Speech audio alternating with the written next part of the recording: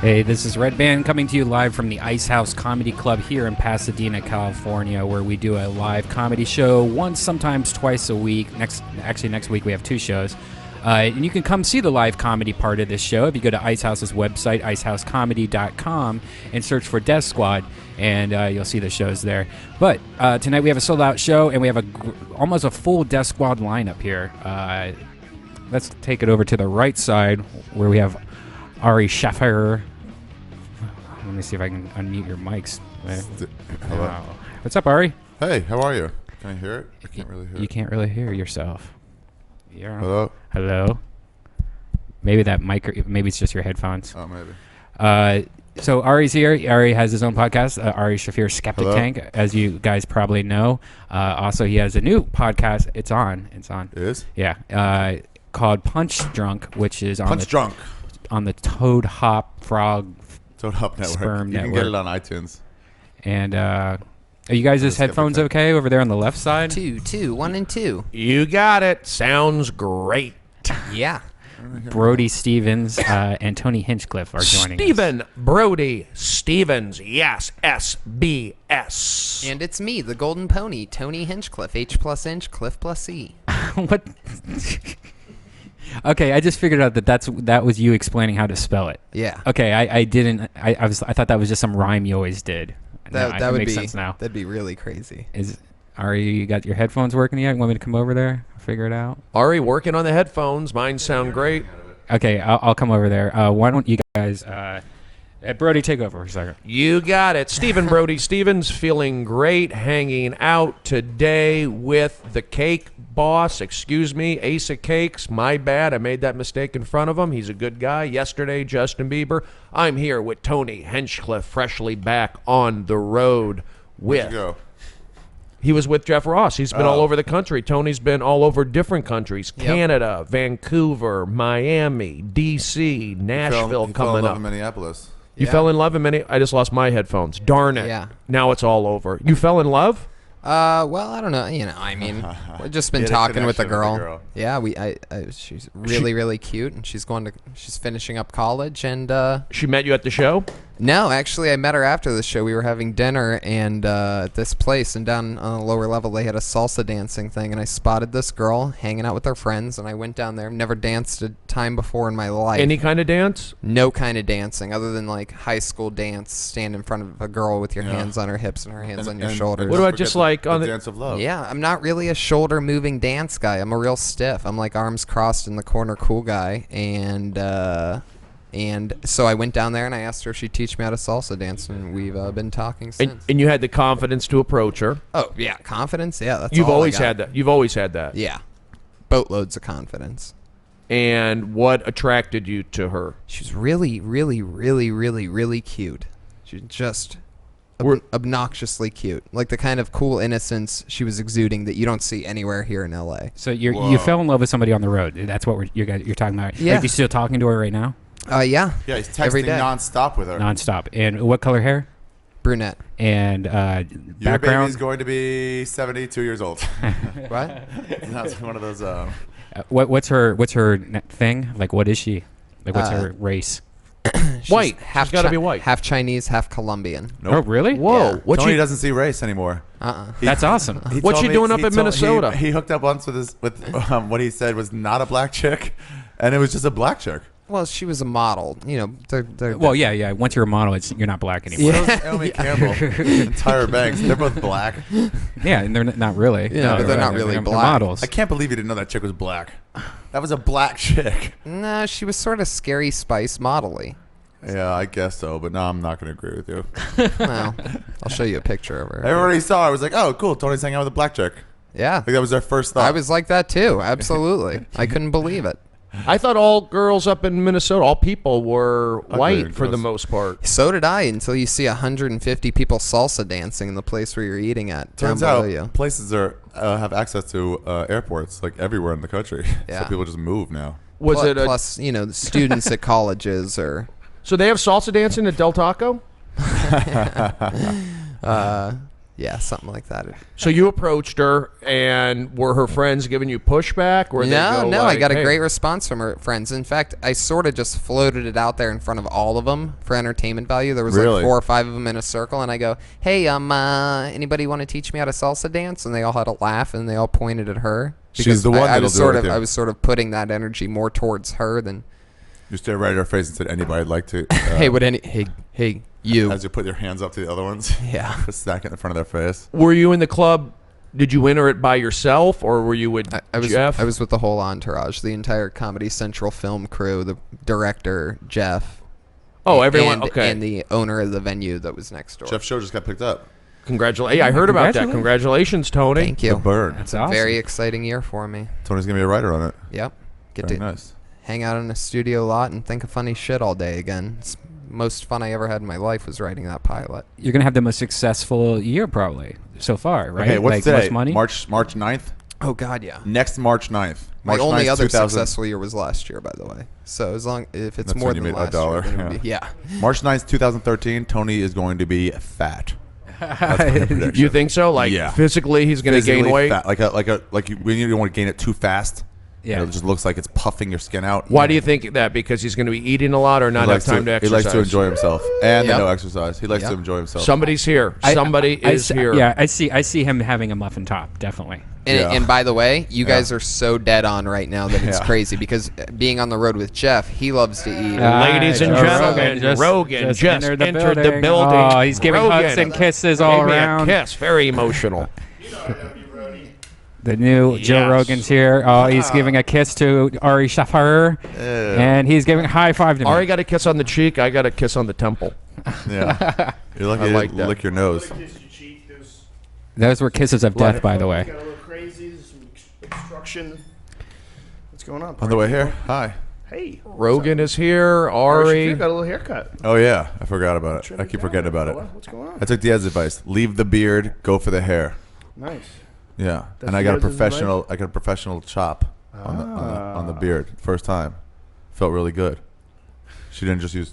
You weren't the one who trimmers. was telling me that you've been going and getting a. No, it was Duncan. Duncan has been going to a professional barber where they trim his beard with a straight razor. Oh, they really? Clean the neck up and they clean the face up. Oh wow. Yeah, old school barber style. Yeah, a lot of those, like Floyd's or Ray's, right? A lot of those places do it. Do it like that. Yeah, people like that. Just sit there with a man with a fucking sword.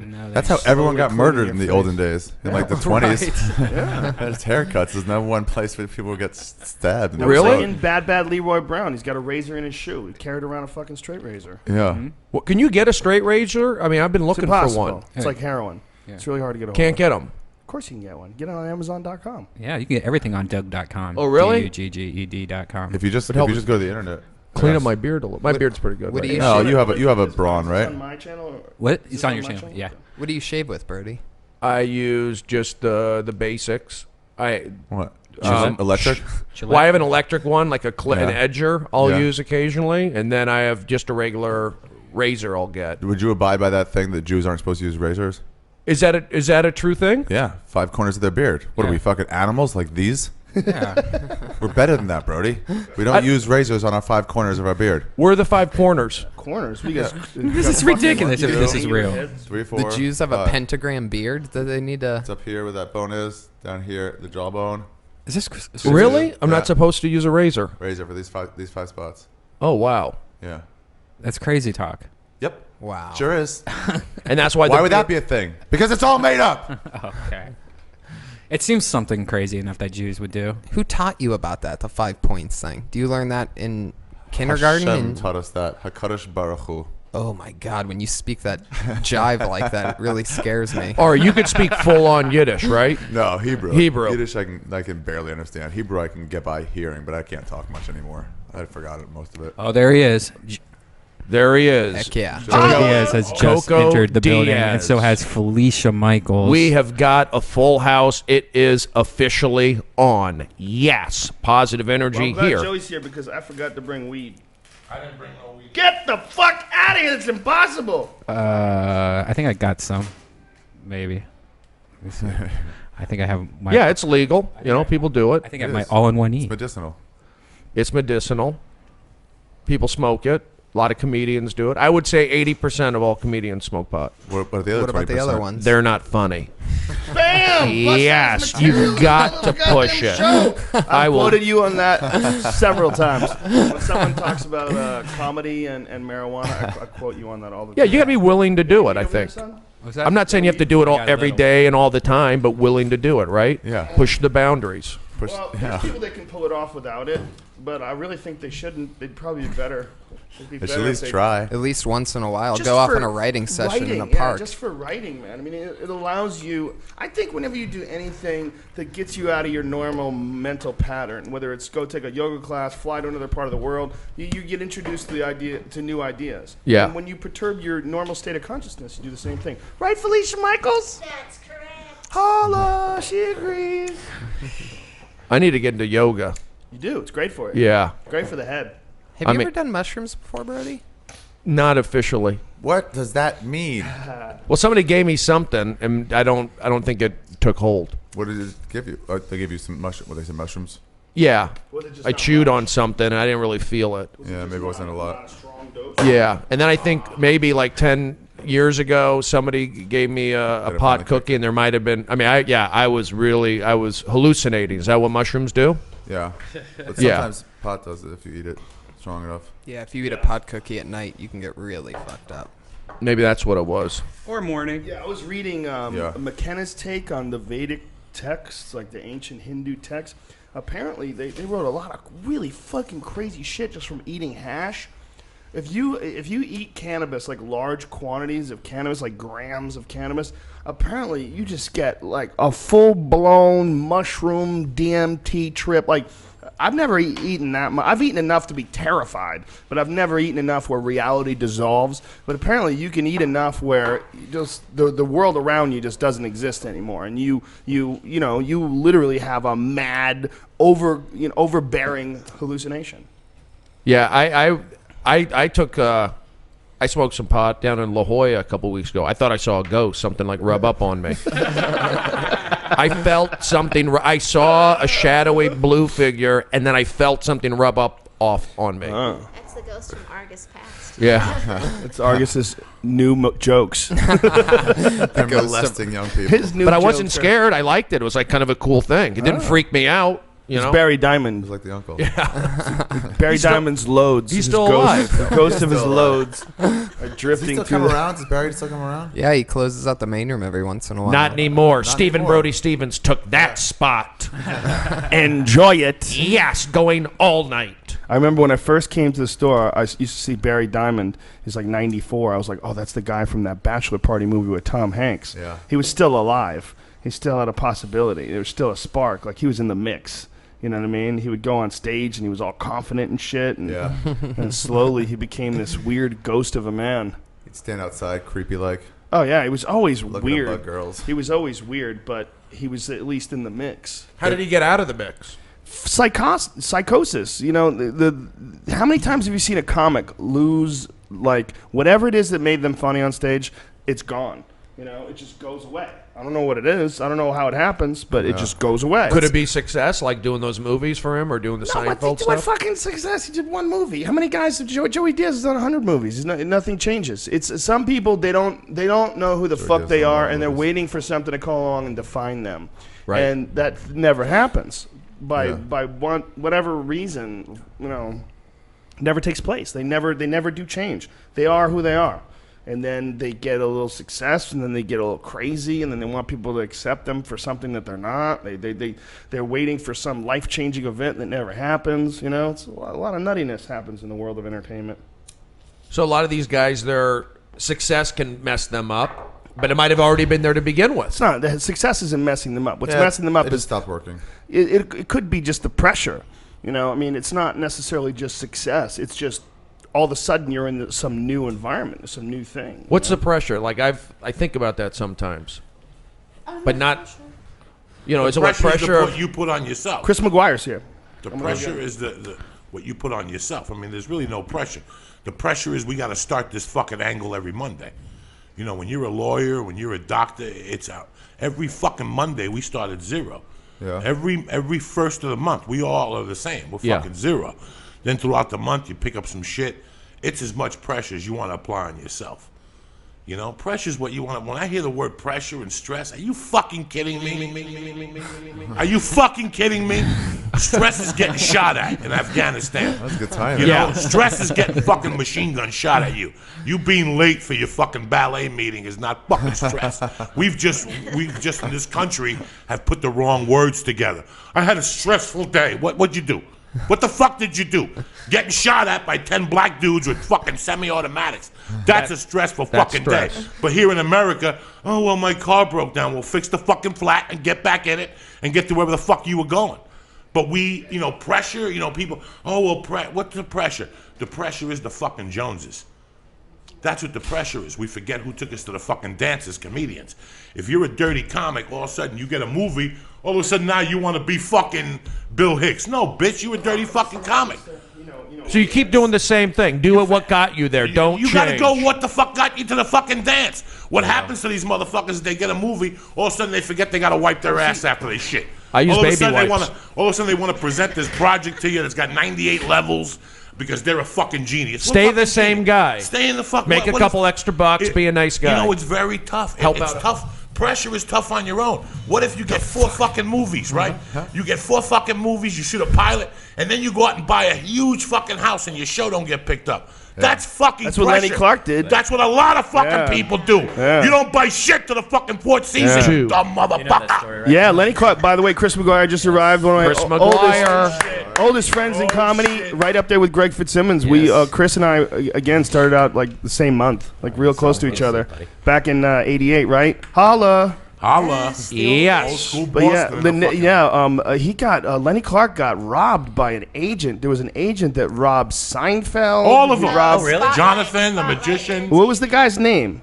Rick Spotlight something or Entertainment. another. Williams. What's his name? Because it was J.P. Williams. God uncle. damn it! Brilliant. He just Brilliant. ran away with They a bunch just- of money. They just called up for I need to call Lenny up right now. I'll call him. I'll put him on speakerphone. they just called for he called around What? for Ask him that deposits. story.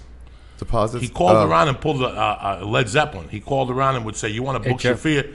We need the deposit on him." Then after you get the deposit on you, he call you back and go, "Fuck it, we need the whole paycheck up front on Shaffir because he's going to be busy this year." And the guy swallowed all the Huge fucking numbers. money. I mean, these were How do you avoid that happening? Everybody got fucked. How do you Everybody got avoid fucked. that happening? If you're a fucking Jew, that shouldn't happen. How Because dare you? You should have the amount that you have in the bank in your pocket here. That's why when I see a Jew without a pocket here, they make me fucking nervous. I got a I pocket want on to my- see a Jew with a pocket right here, and in that number, you take it out, and it's got their exact amount in their bank account to the fucking hour. So you Because they should- go on to the Bank of hour. America every fucking hour and look because shit changes in Line. China. Shit's changing in China, bitches. So if you're a real fucking Jew, when somebody comes to me and says, Billy Joe got ripped off by his brother, good, let him suck a dick. Dane Cook, I loved, he got ripped off by his brother. You got to check your fucking paperwork on a daily fucking basis. Right. We're dealing with barracudas here. If you trust them, fuck Not you. to mention With credit 10 million of your cards. hard-earned fucking dollars, you're going to trust somebody? Well, you know what? I trust don't him because I have never done anything that's hard. What's it's that? all been easy. So it's not hard-earned money. It's easier money. I understand that, but you know what's hard when you wake up one morning and they take it, and now they got to pay you $1 a year by the court because that's all I got to say is I robbed Joe Rogan for $10 million. I ain't got the money. You know what? Part of my program is I'll give him $1 a month. Yeah, that is true. And If they someone go, "You're doesn't, fucking $1 million." they don't have to become ambitious and then make enough money to pay you back. No, They don't have to do that. So No. if you owe somebody money, if you ripped them off, you have to pay them back. But by when? I make $800 a month. What do you want? After rent, child support, bills, insurance, I'll give you $5 fucking a month. Buy me That's- a Coca-Cola. You know, when I robbed that jewelry store in '78, they could have prosecuted me, but they were a mafia jewelry store. So they figured out they would have prosecuted me. They wouldn't gotten the insurance money. Rob? They let me fucking rob the insurance. They said, fuck it. They got the insurance money. But if they would have prosecuted me. So they would've knew it got was you and they let it happen? Is that what Well, you're saying? it's West New York, New Jersey. Things happen. You know what I'm West saying? New York, New Jersey. Jersey. Things No one happen. even cocksuckers. The path no one train. even calls that out in a rap song. So here's the fucking House, deal. West New York, New Jersey. that is hardcore. They don't need to fucking call out. Mad Flavors from there. You follow me? The only people that call out shit is where shit ain't going on. You follow me? So if they would have pressed charges on me, they made me leave New Jersey. My high school principal came to me and said, the cops are looking for you, dog. You got a boogie. So I went to Sarasota, Florida, which is hell at the time. There was brown weed that looked like somebody smoked it. Spring I training was baseball. getting weed down there already. Yeah. No, but And they said, once Nobody I likes was down baseball. there for like 30 days, they said, come back. they already closed the case because he took the insurance money. They can't prosecute. Oh, If so they would have once prosecuted me, they would have lived off my whatever, not residuals, but my restitutions. I'm making $800 a month, bitch. That's interesting. I'll give you $5 a fucking year. So if you have someone who's responsible for a crime, then the insurance doesn't cover it anymore? No, well, you don't understand. If they don't find that person, right? I see what you're saying. The So then the insurance covers it, but otherwise, you have to pay me back if they catch you. Huh. You already sold the merch. That's interesting. So now you got to pay me $1 a year because that's Your Honor. I make $900 a month as a welder. After rent and everything, I got $10 left. I'll give them $5. Done. And that's it. I'm paying my court. I'm paying my due society. Well, I don't think it's that simple, but I think it's that simple. Right. It's that simple. If I don't make no money, they probably put you back in jail if you don't pay it. If you don't pay it, but that's why you leave it at $5. So there's bad people out there that do that. $5. What are we hearing? I think he's saying there's bad people out there. But do you worry about that kind of stuff, Joe? This is like you. I mean, you do well. This is your life. You know, you're real. Yeah, you certainly have to be careful. You got to worry about everything in today's economy. What happens? Obama already signed the fucking bill. What happens? You wake up and go to Bank of America. Your bank is closed, bitch. That could happen. Well, did you read Matt Taibbi? That could happen. Matt Taibbi has an article in Rolling Stone about Wall Street. Yeah. About he regularly covers Wall Street, but recently about Bank of America.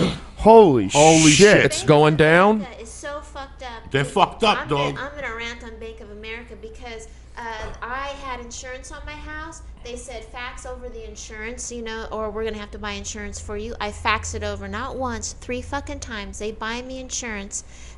Against my will, I have insurance because they want to make that money. Yeah, they're just doing it to make post your payment. They kept sending me back my payment, and it took a year and a half to get it straightened out. And this is from a person that's paying their mortgage on time. Yeah, they're so fucked. they're consistently fraudulent to the point where it looks like it's just a part of business practices. Should I just pay, not pay my Bank of America identity credit card theft anymore? in I just got Bank of America. I'm debit. Did you? Yeah, they did. When I first moved to town, because remember Massachusetts, your driver's license was your social security number. Remember that when you first moved here? So when I moved here, I know, isn't that ridiculous? So I opened my. So the only way that it could have happened is my account got opened. Somebody at Bank of America, open up another account, and it was I had an account with Chris McGuire and Gilbert Garcia. That was the other guy in Long Beach. And he opened up like an account with like $10 in it, and then had a $2,000 line of credit. Ran up the line of credit, and then did you have to pay for disappeared. No, I didn't have to pay because they they established the whole thing. Yeah. But it took If they forever establish it's a crime, then you're off the hook. Don't get your fucking identity stolen. Yeah. Whatever you do, motherfuckers at home, they will treat you like you stole it. How do you? I've You had have that to call happen. the FBI. Well, you know what's what's the FBI. amazing with that is American Express. They're amazing. Yeah, they deal with it great. Oh, yeah. They didn't accuse you of anything. No, they they called me up. They called me up and said, "Are you buying like thousands of dollars worth of chocolate?" And you're like, real. I like chocolate. Isn't but it funny not that that's much. how they knew? Like I buy a lot of shit, like normal shit. Nothing. Not a one flag goes up. I bought like a couple $1,000s worth of chocolate, and they're like, "What the fuck is this?" They just know. They Isn't that have incredible? algorithms They now. know. You don't like chocolate? They know the trends. They know the Apparently, trends. they knew that. Well, what it is gift certificates. Gift certificates for these chocolate places are a common thing that they use because people will buy them for their girl. Like, hey, bro, I got a fucking $100 gift certificate. It's $20. Come on, $20 to buy a girl. Right. $100 worth of chocolate. Come on, you know what I'm saying? And then next thing you know, they're selling these gift certificates out, and that's what they use as a form of currency. So they get it. They made steal $1,000 from you and actually only make $100. And that's like super common. Why are there so many scams? That's because it's tough out there, or people get a tough kick out out there, of it? Brody. It will always be scams. Yeah. And you know what? Like there were scams. I might have to Then the scam. paperwork went away. Then the computers came up. scared. And now There's they're no way just to do people it. who fucking live on the computer scamming Yeah. people. Oh, They yeah. got 1,000 ways. Don't click into nothing. Don't do nothing.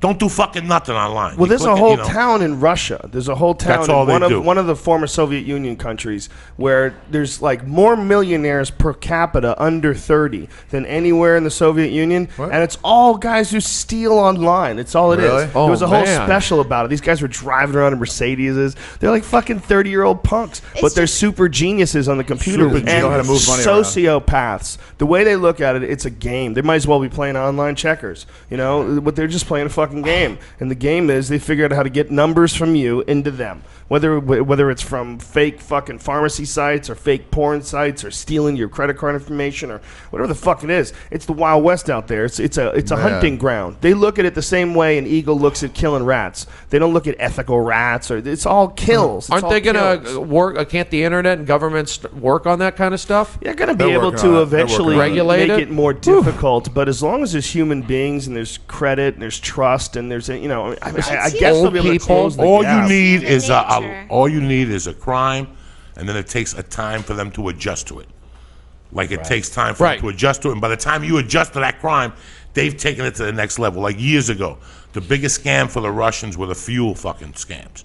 Yeah. Where they would open up different companies. Ari Shaffir would open up a company called Shaffir International Shaffir, and you keep opening up companies, and then when you buy the gas, buy the fuel, you take the fuel and you move it from dummy company to dummy company. You don't buy any taxes on it.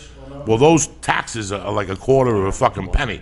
When you buy $1 million gallons of gas a week, those fucking pennies become millions. But doesn't the FBI and CIA follow that kind of stuff? By the time they get these motherfuckers, they moved on. They moved on to a different account. Yeah, you can have an error, a purposeful error in a program that charges you 1 cent more per Superman 3. Yeah.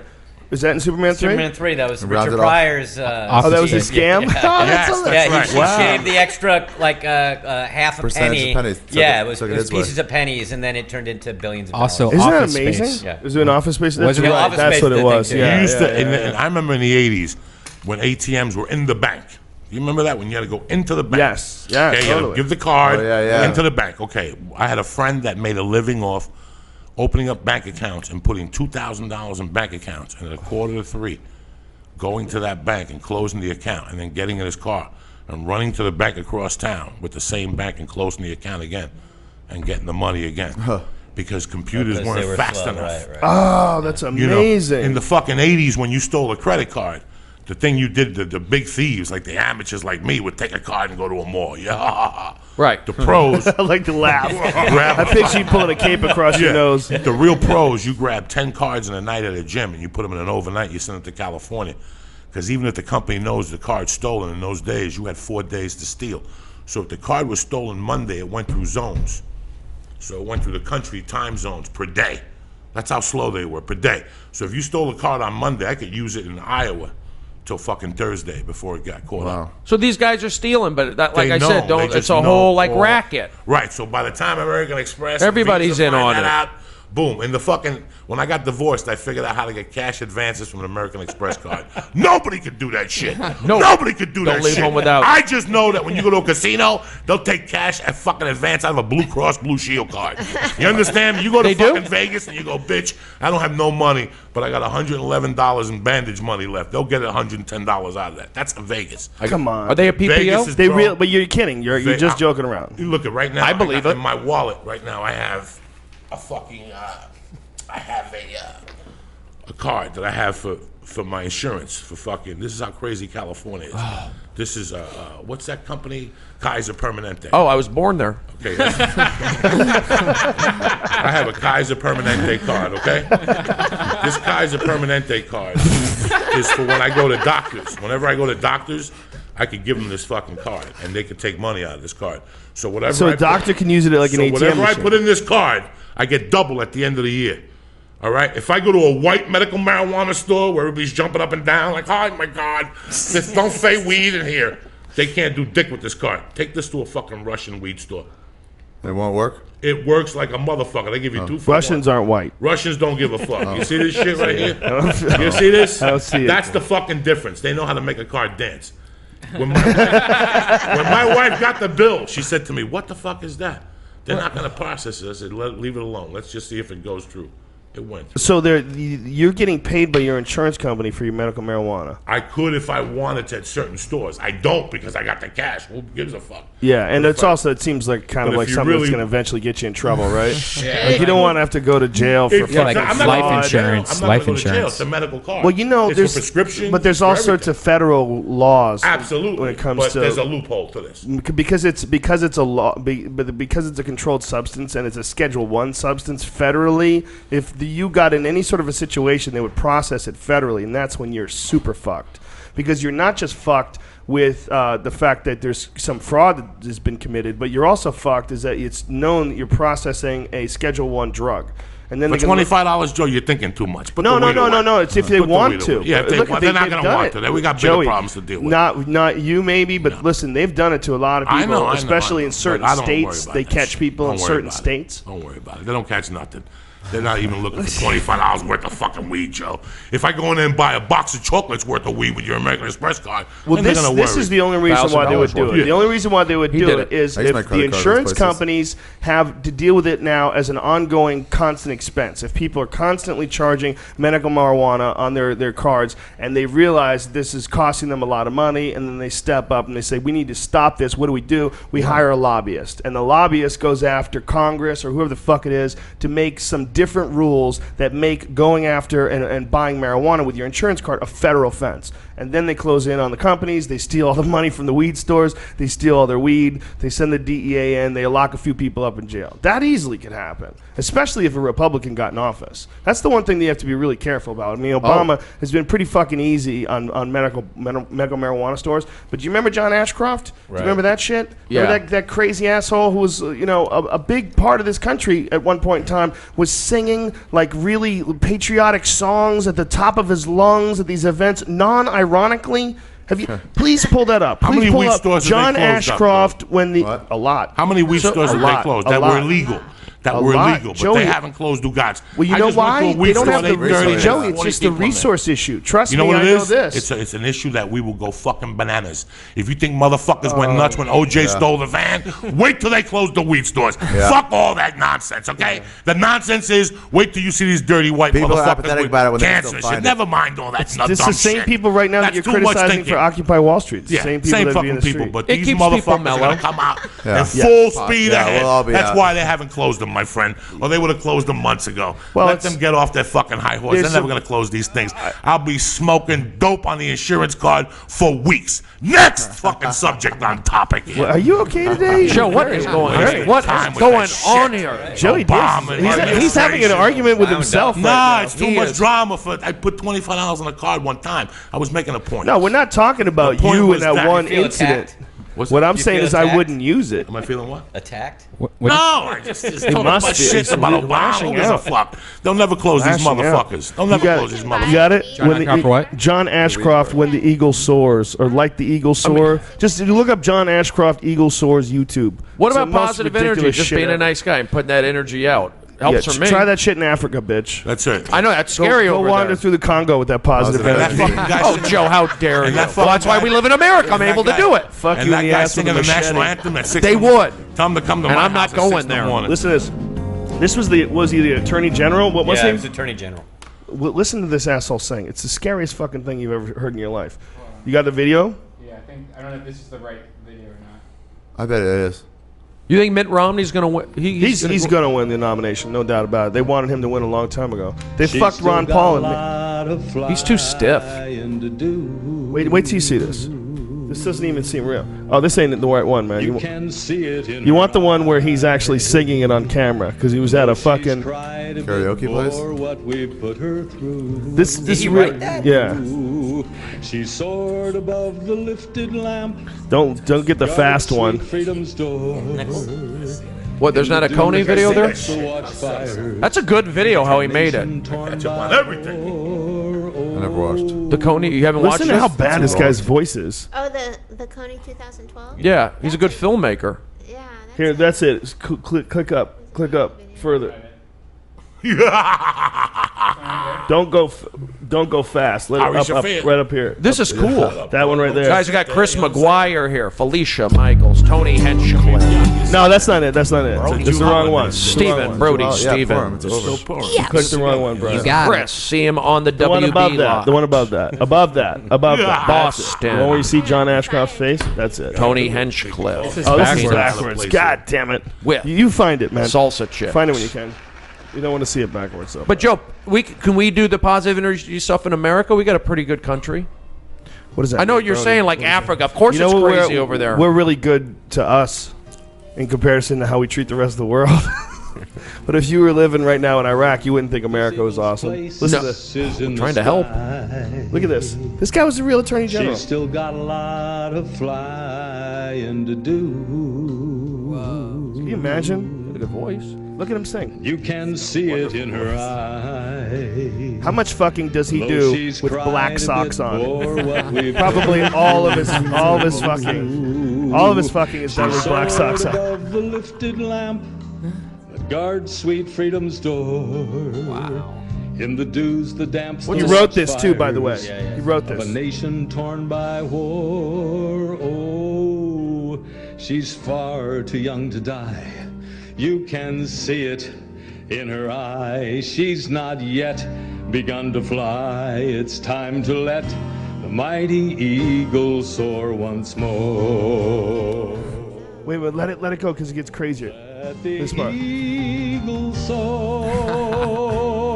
soar like she's never soared before. How scary is it that guy was actually a real big part of our government? What was his job? Did you ever see Attorney General. He was the guy that draped the statue of Lady Justice. 'Cause Yeah. she was topless or Yeah. whatever. Oh, really? So he Yeah. actually he actually had her covered up. It was a statue. After this, they had to get rid of him. This was the last nail, for real. This was the last nail in his coffin. He'd done a lot of wacky shit, but after he's, I mean, there was like whatever it was. The seminary? It was. Yeah. Was it a seminary? No, He no, did no. this? He went to this. He went to a seminary. He studied at a seminary. He Like was to be a monk or something? No, to be a priest. Oh, yeah. He's completely bananas. And these guys are in charge. He was a scary guy. He's the one who after Tommy Chong. He's the one He who put him in jail, didn't Tommy, put for Tommy selling Chong for bongs? his. It wasn't even him selling bongs. It was actually his son selling bongs, and he was going to process his son and lock his son and his wife up in jail if they didn't. If Tommy didn't agree to go to jail, so he took the hit. He hit. said the main point of evidence they had against him was What? they asked him if these bongs are for tobacco. And he goes, I mean, you can use them for tobacco, but no, they're for weed. Wow. And that was the evidence they used against Well, that him. was always the With fucking paraphernalia. thing. If you go to, like Joey said, dude, you can't say marijuana. There's a lot of head shops. If you go in there and you say, hey, I need a bong for weed, they'll go, get out of here right now. Like, They what are you do, talking- you got right? fucking, you get Yeah, they do zigzag like that. papers for sale here and there's Bob Marley t-shirts on the wall. What's going on here? Yeah, they freak out, right? You fucking bring up It's weed. a one-hitter. They think you're a What is cop. it- What do you do a one-hitter for? Yeah, come on. It's a one-hitter for tobacco? Is that ever used? But you just can't mention pot. Yeah, you can't they say smell it. You loud. literally you can Are they say it anti-pot, now. or are they well, I went into Oh, a scared. place near my house that I bought bongs at like many years ago, and the other day I went in. I go, well, all right, what's the deal? Can I say weed now? Am I allowed to say weed yet? And they're like, well, okay, you can kind of say it, but we really get uncomfortable when people bring it up. Why is there such a pushback against weed still? Speaking of weed, it's where just is gotta that go bowl? through. Let's pack that bowl up. Right, right here. Felicia? I mean, you got to be able to handle it and all that stuff. People are fucking crazy. That's the only reason why it's illegal in the first place. At this point, there should have the president, if he really gave a fuck about this country, would have had a goddamn speech 3 years ago when he first got into office, and would have said, let's just kill some stuff that's really obviously stupid.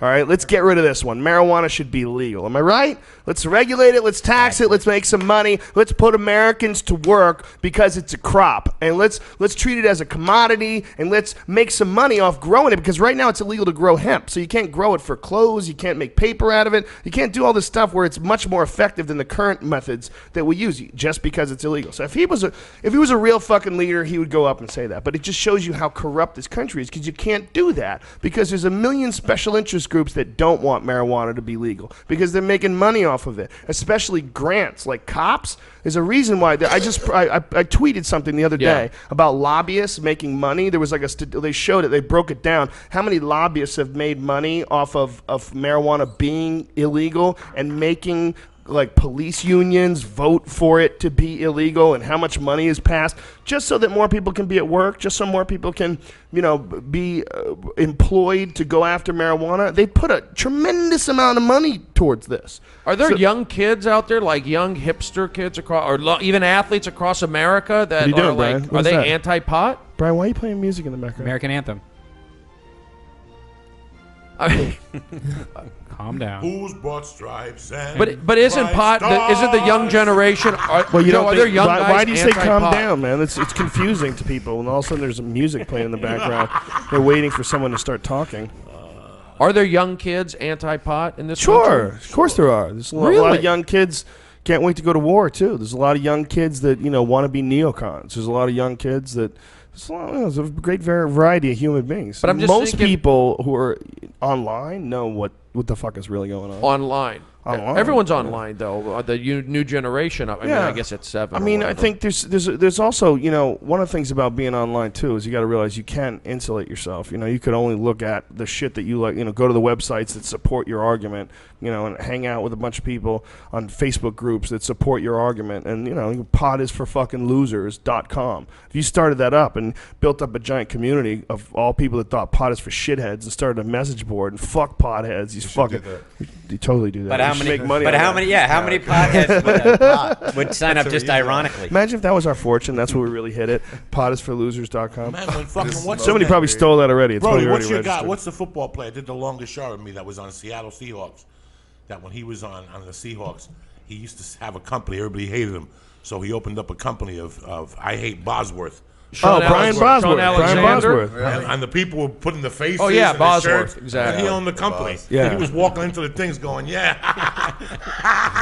Dan Hardy business does that guy. too. Yeah, Dan I Hardy hate has I Hate Dan Hardy t-shirts. Yeah. He Fuck sells it. them. Yeah. Yeah, there's a lot of that There going should be on. I Hate Ed Hardy shirts now. I don't think anybody even should've Ed been Hardy that doesn't 5 even years like ago. Ed Hardy anymore. Is there That's even not Ed Hardy stores? I think You they never closed them see all down. that. There's Yeah. holdouts. There's one in Melrose. Ed Hardy was just a reincarnation of Von Dutch. You remember Von Dutch? Yeah. There was one point in time where assholes in Hollywood were walking around. Everybody was walking around with trucker hats that said Von Dutch on them. Oh, Future. yeah. It was Yeah, Future. punk. so fucking bizarre. It was so strange to watch. Everybody wanted to be some guy you wanted to kick in the dick. Like Yeah. that was the look. That was the look that everybody was. Just the random guy. They're like, oh, I just love to kick It's this guy in the amazing dick. when they jump on a look and Yeah. you feel embarrassed for them. Like I just put flip-flops on my feet. What if there's a fucking earthquake and you got to run? What if you get into a fist fight and some black guy steps on your fucking toe, you dumb motherfucker, with those dirty fucking feet, The you filthy flip-flops, yeah. motherfucker. That is the filthy. I like a girl with flip-flops because Could see I her could feet. chase her. You know what I'm saying? One of them will fall off and she'll trip over him. I love a But girl's a guy with all that design when they I'm not pull their gay. hair. What about last year when that hairdo, when they would pull their hair up straight like that and all the guys? Yeah, the spike. That's never fucking. I've never like to be like everybody else. What's the That's- bit you used to do about that? that it's you weren't sucking a good enough dick, so they picked you up or something. That's the only way you would have that haircut. That hairdo is from a guy pulling you up Yeah, and, if you had- and smacking you in the Yeah, face if and you then were right giving back a on it. bad fucking haircut, just picking them up, dog. Don't even worry. That's what about you used to do. You used to do that, smack him in the face, then put Put him them back back. on. What the fuck is wrong with just the whole little look thing that people would do? You know. It's Well, just- again, it goes back to people not knowing who the fuck they are. So many people are like searching for an identity. There's so many unhappy people in this world.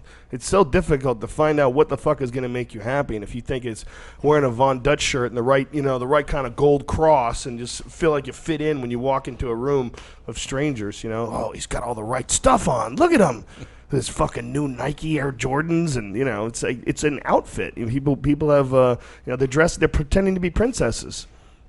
I mean, they might as well. They're like my little daughter when she plays dress up. It's essentially the same thing. I'm a princess. I'm a hipster. It's like you're doing the same fucking thing. You're putting on an outfit. You can always tell when the trend is over when you see a homeless person Yes. in an Ed Hardy shirt. You're like, oh yeah, that's fucking That's it. over. That's it. Take a picture, put it online. That's the end of an era. Done. Yeah, Ed Hardy was a quick one. That was only like 3 or 4 years. Yeah, 3 or that's 4 pretty years, like a fast. big wave. Everybody was wearing them with the really. John Gosselin, that was the guy. Oh, that he you always killed say, it. Yeah, I think He he was the killed guy it. that He killed it yeah. for sure. They were giving him to him too. Yeah. They were paying him and who's so short-sighted that they thought that little fucking chubby bitch is gonna be that's what everybody wants to be. This guy who's confused and leaves his wife and kids in the middle of this crazy fucking television show once he starts getting offers from other women. He was on that show, and if you ever watched that show, she was absolutely horrendous to him. But guess what? That's most fucking marriages. And she didn't even realize she was being a cunt to him with the camera on. She didn't even realize what a cunt she was Well, being. when you have that many kids, fuck it, You say That's a lot that, of but kids. but you say that, but the other crazy people with 19 kids, they don't treat each other like that. There's certain people that never treat their spouse like shit, and then there's certain women who would just. What do you? No, you don't think so? Well, the Duggars. Yeah, 19 they don't accountant? do that. I mean, it's not That's like because they're crazy. Yeah, they're glazed over. Listen, at least they're nice to each other. At least they're not, because that fucking cunt. What's her name? Kate. Yeah, her and that John bitch. The two of them together would make you just hard. It's like you were watching someone in jail who's forced to clean toilets with a toothbrush. It was like you were watching hell. You were watching hell. You're like, fuck. From season 1? Yeah, this guy was just tortured. And then all of a sudden, like, he started realizing, like, people would write him, John, I think you're amazing, and everyone would be lucky to be with you. And he's like, holy shit, these girls are young and hot. What the fuck am I doing with this crazy bitch? And, and the next thing you know, she's getting plastic surgery. She's got new titties. She looks good. Gets her stomach trimmed. Yeah, but America realized once they kind of saw him and her were separate, and you're kind of rooting for her because she's a single mom and he seemed to be an idiot. But then you're like, she's not really that nice. This is not that appealing. This is kind of a weird situation where you have these people that have shoved their kids into the limelight, and now they want to continue it because that's all they do for a living, and it gets to a point where they had to do Dancing with the Stars. Yeah, she did that Dancing too. with the Stars. She left her kids for 5 days at a time or whatever, over and over. They were little kids. Yeah. Well, I think she did that. I mean, look, when you're a person who's in her defense, if you're a person who's a reality star in quotes, right. How many fucking opportunities do you have? Yeah, that's true. That's a big opportunity. If she can turn that, first of all, it's $250,000 just to do the show, and then she can turn it into something else. She could turn it into, who knows? I mean, she might get along great with somebody, and the next thing you know, she's like a backstage correspondent. Like that Brooke Burke chick, she was a contestant, and then she was saying how much she loved the show, she'd like to host it. Next thing you know, she's fucking one of the hosts. Yeah. So. Who is she? I mean, she's essentially a reality star as well. No, she What did. She hosted She was a host, Wild on Okay. E. All right, all so that stuff. a host, not a reality host. She's a host. She's Right. like your classic host, like that can do. We have Read a 20 teleprompter. seconds. I knew her when she fill was- the time. I knew her when she was in high school. Did you really? did? She dated a guy on my baseball team at Arizona State. Wow. Steve Martin was his name. He not the comedian, baseball player. Played baseball and football. I mean, she seems like a nice They dated. lady who's She's very from pretty. Tucson or something. And isn't it amazing that's all you have to do, and Look you can that make a nice living? Be a nice lady that's kind of pretty. And can kind of talk, but it's like Yeah. Ryan Seacrest. It's like they can talk. Exactly. Do you Be know a what I nice mean? Like, lady there's a and skill. kinda pretty. There's a skill to that in a course. weird way. Yes. Do you know what I mean? That Strip club DJ. Exactly. Fill the time. Yeah. Yeah, there's a skill. It's There's a still skill the to time. being I do the UFC, and the Right, guy I all right, do it so- with is Mike Goldberg. Mike Goldberg, who's a play-by-play guy, and that's a fucking. I did it once. I had to do it once because he had another assignment. His job is way fucking harder than mine, and I don't know how to do it. That's not my thing. So I was clumsy and clunky. There's a skill to that. It's like a lot like stand-up. You're a guy. You've been doing stand-up so long, all you have to do is turn the mic on, hit the lights, and Joey Diaz can walk on stage. He doesn't need anybody to introduce him. He knows what the fuck he's doing. He's done it forever. Well, that's how Mike Goldberg is with sports. You could you could wake Mike Goldberg up from an ambient coma, put a light on his face, throw some fucking powder on him, and go, Goldie, we're going live in 3. You got my cards? Here we go. All right. Here we go! And he just go right into Does it. he study up? He's got Oh, to. fuck yeah. Yeah. Of course, Of course he he does. does. He's a Sorry, of pro. course He has to He know stays in everybody. the night before. and Oh, everything. yeah, he stays in the night. I try to get him to come out and Yeah, get yeah. get He fucked goes up home the night early. before. He Yeah, won't goes do home it. early, no? He was a great host at Best Damn Sports Show. Yes, Used to he hook was. him up. He'd Great fill guy. in when Chris He's a was great gone. guy. I helped, push him, gave him that positive energy. Mike Goldberg, Brody Stevens. He's a great guy. I love doing the UFC with him. It's so much fun because he's a great guy. There's nothing better than working with someone you like. You look forward to seeing him. You give him a big hug. There's people that have jobs where they work. You ever, talk to people like, that have jobs where their boss is constantly fucking with them, or someone's always looking over their shoulder. There's someone in the office that's plotting against them. And every day you go in with a knot in your stomach and deal with some of these bullshit. Oh, I have my best friend. Her husband is having that, and like every time the boss emails him, he CCs human resources. Like it's just the worst. Like Really? He CCs human resources, what the boss says to him. Because no. Every time the boss Protection. emails the husband, like the boss CCs human resources, so he knows he's getting fired. But it's just this overt kind of thing, Oh, so he's just by CCing human resources, he's preparing himself? What, I don't understand. No, the boss, when the boss emails her husband. Right. He also CCs human resources. Human resources to the email. And the emails are usually like, I asked you to do this on such and such a deadline. You know, like he's building the case. He's trying to fire him. To fire him. Like that's what they do. It's really hard to fire somebody. Oh. Yeah, like in really like hard. corporate America, it's hard Very to fire hard, somebody. yeah. You know. Well, is this guy fucking up? No, the guy's just got a heart on. This is jerk. Listen to this motherfucker in his clock.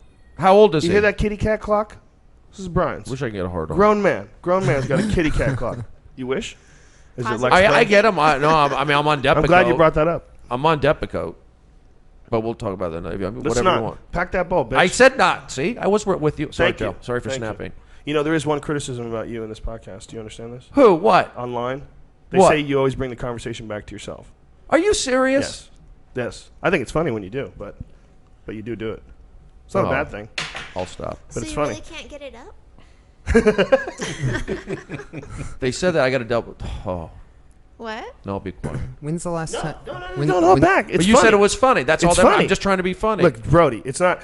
When people see you do it online, like when you say, "Oh, I went to school there," you know, like you're bringing it back to Brody, but it's just for jokes, for funny. Yes. It's not. Don't be sensitive. I'm not saying you should change. Don't change anything. You said it was funny. Good. Oh, you're great, Okay, Brody. thank You're you. perfect. All right, good. You're Thank you. beautiful the Doing way you are. Thank you. Look, when you do it, I don't think you're doing it to be needy, but I'm just telling you. I mean, what you did right there, when you can't get a hard on out of nowhere. Well, I threw out a bit. That's how your bits go. Your bits are always self-obsessed. Yeah, I got to adjust that. No, you don't. No, you do not. No. Tell him, Joey. You're the funniest man in America. Let it go. You don't have to do fucking nothing. If there's a funniest man in America, Brody, you're right up there. You're I don't know who it is. Absolutely. I take myself out of the mix. I don't think I qualify. It's either Joey Diaz, you. There's a few other guys that You're a are out natural, there. dog. I'm just honored to be nominated. It's all, and we know you. See, there's a lot of people that have seen you get fucking crazy on the podcast and scream and yell, and they're like, "Who is this guy? Why is everybody saying he's one of the funniest guys in comedy?" Brody Stevens, we should have to pay when you go to the Comedy Store. The comics should have to pay a little bit of money in the back parking lot to listen to you talk. Oh, good point. Because we're an audience. You're doing a arrange different that. show, though. See what I'm saying? You do your show like everybody else does in front of the audience, but then there's another show that's going on that we all would look forward to, that it's in the back parking lot. And Joe Diaz will perform, and you will perform, and other people will come in, and it is a show. I mean, one of the best things about comedy is to be an audience member. You know, we all love to be in the back room, and one of us is up there killing.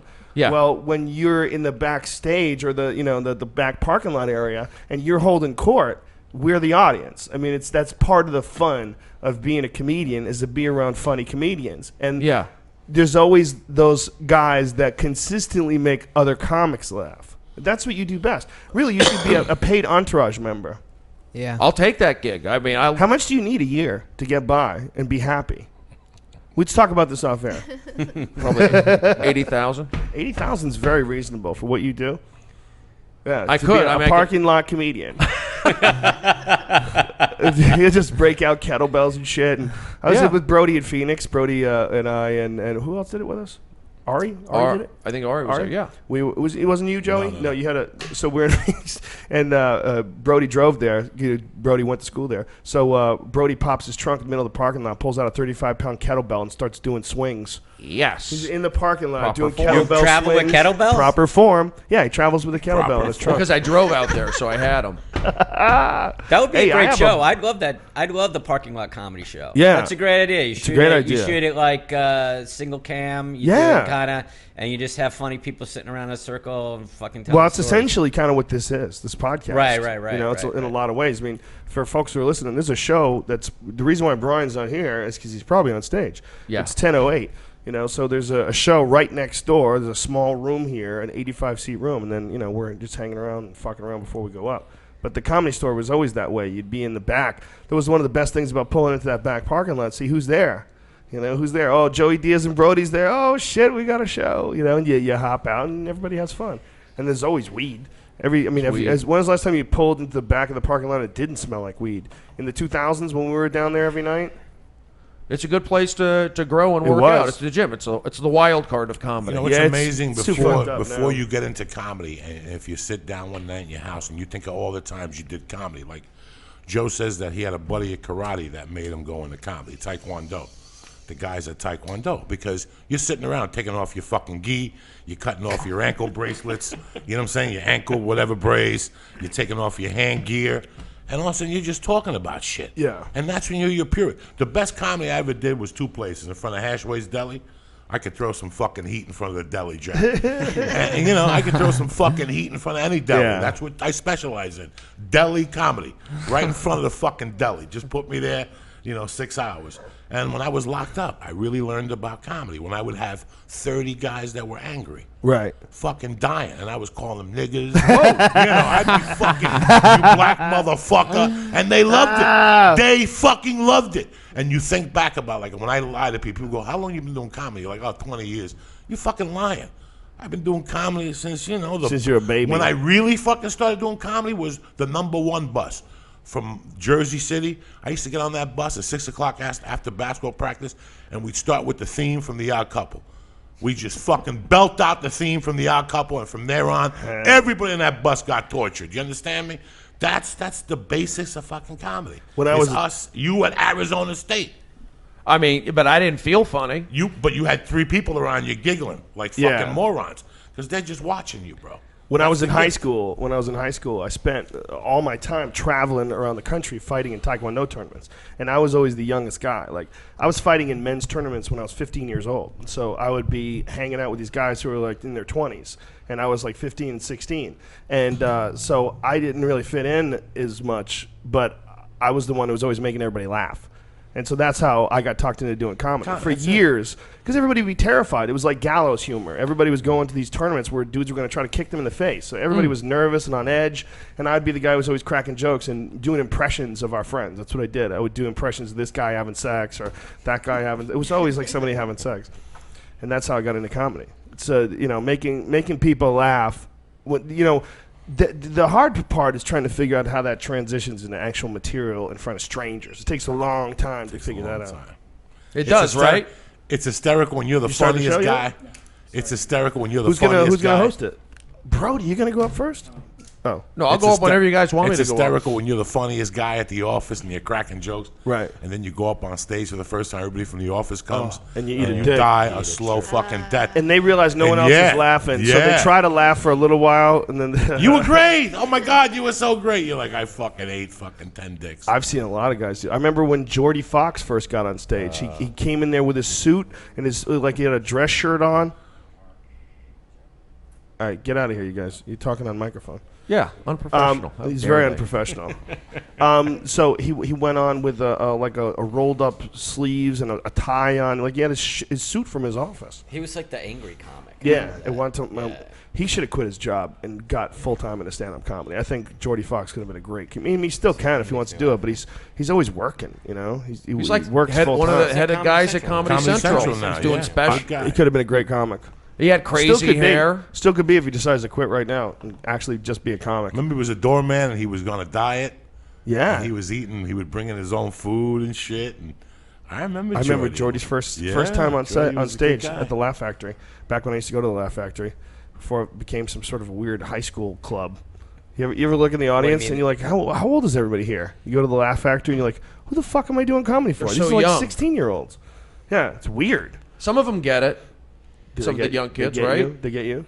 I had 4 kids who got me today. I did warm-up today, audience warm-up. Where? For Rob Deerdick's Ridiculousness. Oh, you're talking about for a TV show, not for the Laugh Factory. Love that show. What is it? It's Rob Ridiculousness. Yeah. Yeah. He's a cool guy. They TiVo it. What is it? That's how much they love that fucking show. Well, what is it? It's a show where it's Rob Dyrdek and it's all the YouTube videos where people, on a skateboard go down a ramp and then they fall and then a skateboard goes up their ass, which is called a popsicle, I've been told. Oh, really? There's a name for that? Yeah, wow. I guess a popsicle is when a skateboard goes up your taint. Ouch. Yeah, so... but they love it. They can sit there and watch it over. Yeah, they had tons of videos. And over again. Justin Bieber was on yesterday. And so you did warm up for it? They have a live audience they do this for? Yeah, it was 60 people. It was not like the Man Show. What happened with you and Chelsea Handler? You guys had a falling out? I didn't have a falling. That's a tough question. Joe. You used to do warm up for them. I did right? warm up there. Excuse me. You just kicked me under the table. No, not on purpose. Just did. I didn't need Just to getting let the audience I make saw their it, own Brody. decisions. You did do it though. I did not have a falling out with Chelsea Handler. What happened? I butted heads with one of the producers. What? Chelsea was getting ready for the MTV. First of all, before you even tell me the story, I want you to know I'm on your side. I know. Always. You've always been on my side. Always. Always, Brody. Okay, go ahead. You were the first guy on my side out here. You're like the one of the top. You know I love just you. like even today, tonight, tell me that I'm funny. So I just try to be funny. You know, you guys, the older guys at the Comedy Store, Joey Diaz. Did you I fuck don't wanna Chelsea get Handler? emotional. Did you fuck her? No, I What didn't. happened? I've never. No, I was doing warm up there. She was doing extra shows because she was preparing for the MTV video thing. It's like 2 years ago, and it felt like a holiday when I went in there. Like the crew guys, the security guards, and I got to warm up the crowd. And they were like, the security guards are talking too loud. The crew guys are messing with me, not maliciously, but enough to where I couldn't get the crowd ready. And I don't want Chelsea to go, hey, what's with the crowd? She would do that once in a while, so it's a Right. reflection on me. Important job. So I went out in the hallway. It is. And the booker there, and I went up to him. I go, man, they're like driving me nuts in there. And he goes, what do you want me to do about it? I go, nothing. I'm just telling you about it. He goes, did you tell the other producer? I go, no, he's not. He doesn't know. He's like a nuts and bolts guy. And I walked right outside of a studio, 120 people out in the empty hallway because it was like a holiday. And basically, I went to the bathroom and I came back and did the rest of the show. And then between shows, we were doing 2 shows. I'm there talking to a comedian, Joe Coy, and then he comes back and he said I was unprofessional, the booker guy, for interrupting. He was in a meeting, and I go, I've worked here 400 shows. I come out one time to vent to you, and you're calling it unprofessional, and so it just turned. I'm confused. So you went out and you talked to this guy and said, "Wow, this audience is tough," and he said, Oh, he called you unprofessional. "He said that's Saying that. unprofessional because you said that to him." how I handled it. Yeah, What did you do? I was just too worked up. Okay, so what did you do? You got out of there. I was worked up there. What really happened? Like, give us like what is your recollection of how you behaved?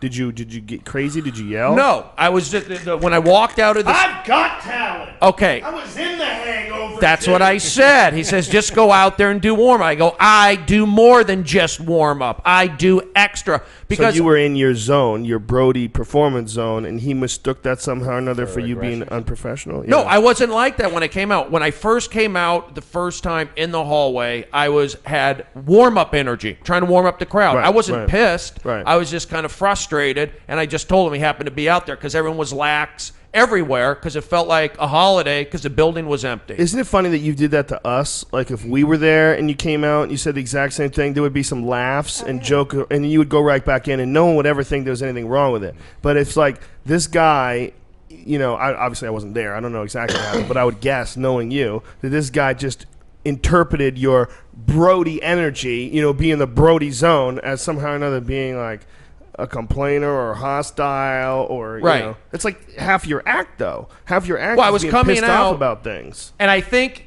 if I went out and did the show, which I did, it was in the hallway. I mean, in the dressing room when I saw him again, and he said I was unprofessional, and that's where I. So you're unprofessional just because you complained to him about the game? Yeah, I interrupted a meeting he was having with one of the girls, and then he kind of stepped to me in the dressing room, and I go, I do extra. I try and get real laughs for the comedians. I try to make it real. And I said, I do extra. He goes, I don't do extra. I go, I'm not talking about you. I go, I do extra. He goes, just go out there and warm up the crowd.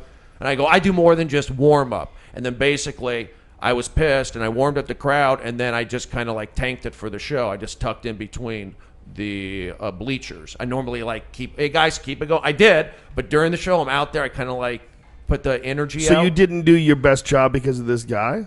Because of your interaction with this guy? A little bit, yeah. I did an unprofessional. I kind of tanked it, yes. And you only got there because of your interaction with him. You didn't get there like even though you were complaining about before. You wouldn't have gotten there. So you attribute. It seems to me if you do 400 shows, you know what I mean? You do a great job, 400 shows. You have one thing where there's a little a hiccup. Yeah. Why not just have a conversation about it and then just, you know. Well, I remember when we were doing the Man Show, there was always someone that was trying to change everything. It was whether it was arguing that Joey shouldn't introduce every show naked to, you remember that? We tried to get that. That was through. funny. It was hilarious. But I remember that. I don't remember specifically, but I do remember. I'm pretty sure that there was, someone was maybe Brody should do things differently. Maybe we should all do. There's always someone that wants to like be the person that like changes everything, and it's but always the person that knows nothing about our job. Yeah, I mean, there's nothing about our job. Yeah, warm up is a really very hard job, and I was really unprofessional by tanking it. Yeah, but you're so good at it. Why didn't Chelsea come up to? I felt I quit because I thought that right after the show I got blasted by the head guy. Did Chelsea ever come up to you and talk to you about it? She did not come up to me. You didn't have a conversation about it at all? There was a party that night, and I was on the fence of going to that. I'll show them. And then I went to the party, and literally, like within 3 minutes, I was face to face with Chelsea, and she said, "Brody, I heard you had a tough day." And I go, "Tough day at work today." I go. I mean, kinda, yeah. I butted heads, and I mean, I don't want to talk about it. It's a thing. She goes, "Well, we'll talk about it on Monday." And I felt like I was going to get fired or reprimanded. I already got blasted hardcore by the executive producer. Wait a minute. You thought you were going to get fired by Chelsea? Like Chelsea been mad at you as a comic? Don't you think she would understand? Maybe. I don't know. I got scared. Well, why didn't you talk to her? But she seems reasonable. I mean, my interaction with Chelsea has only been a little bit at the store, and she wrote a book a long time ago. She's written a few books now; they do really well. But one of them she wrote a long time ago before she ever made it. She asked me to do a review of it, and so I wrote, like a little thing of it. She was always cool and reasonable. And she's a real comic. She was, and she is. But I felt I was on thin ice because she. Yeah, but I mean, as her being a real comic, didn't you feel like you wanted to like just clear it up with her, like just sit down with her? I mean, why would you you got all these fears about being fired and everything? Why didn't you just sit down with her and go, I just fucking, I don't know. You know how it is. I'm just trying to get everybody going, and it wasn't clicking. I said it to this guy, but he got in my face about it. I thought it was unnecessary. Like, he doesn't understand. I'm just trying to get motivated. I'm in the zone. I'm in the energy. Right. Okay. She would get that. She would get that immediately. I don't know. I just felt I was on thin ice because I've been yelled at a couple other times, like, get too hard on the audience. Dude, and then you're the greatest warm-up guy in the history of warm-up guys. No, I've never seen anybody as good at that shit. Well, as you are. I just really got hard to do. Too sensitive. I got to grow up. Maybe I was growing out of the No, position, you're crazy. I should. Someone needs to recognize your craziness and put you in the right direction and give you a green light.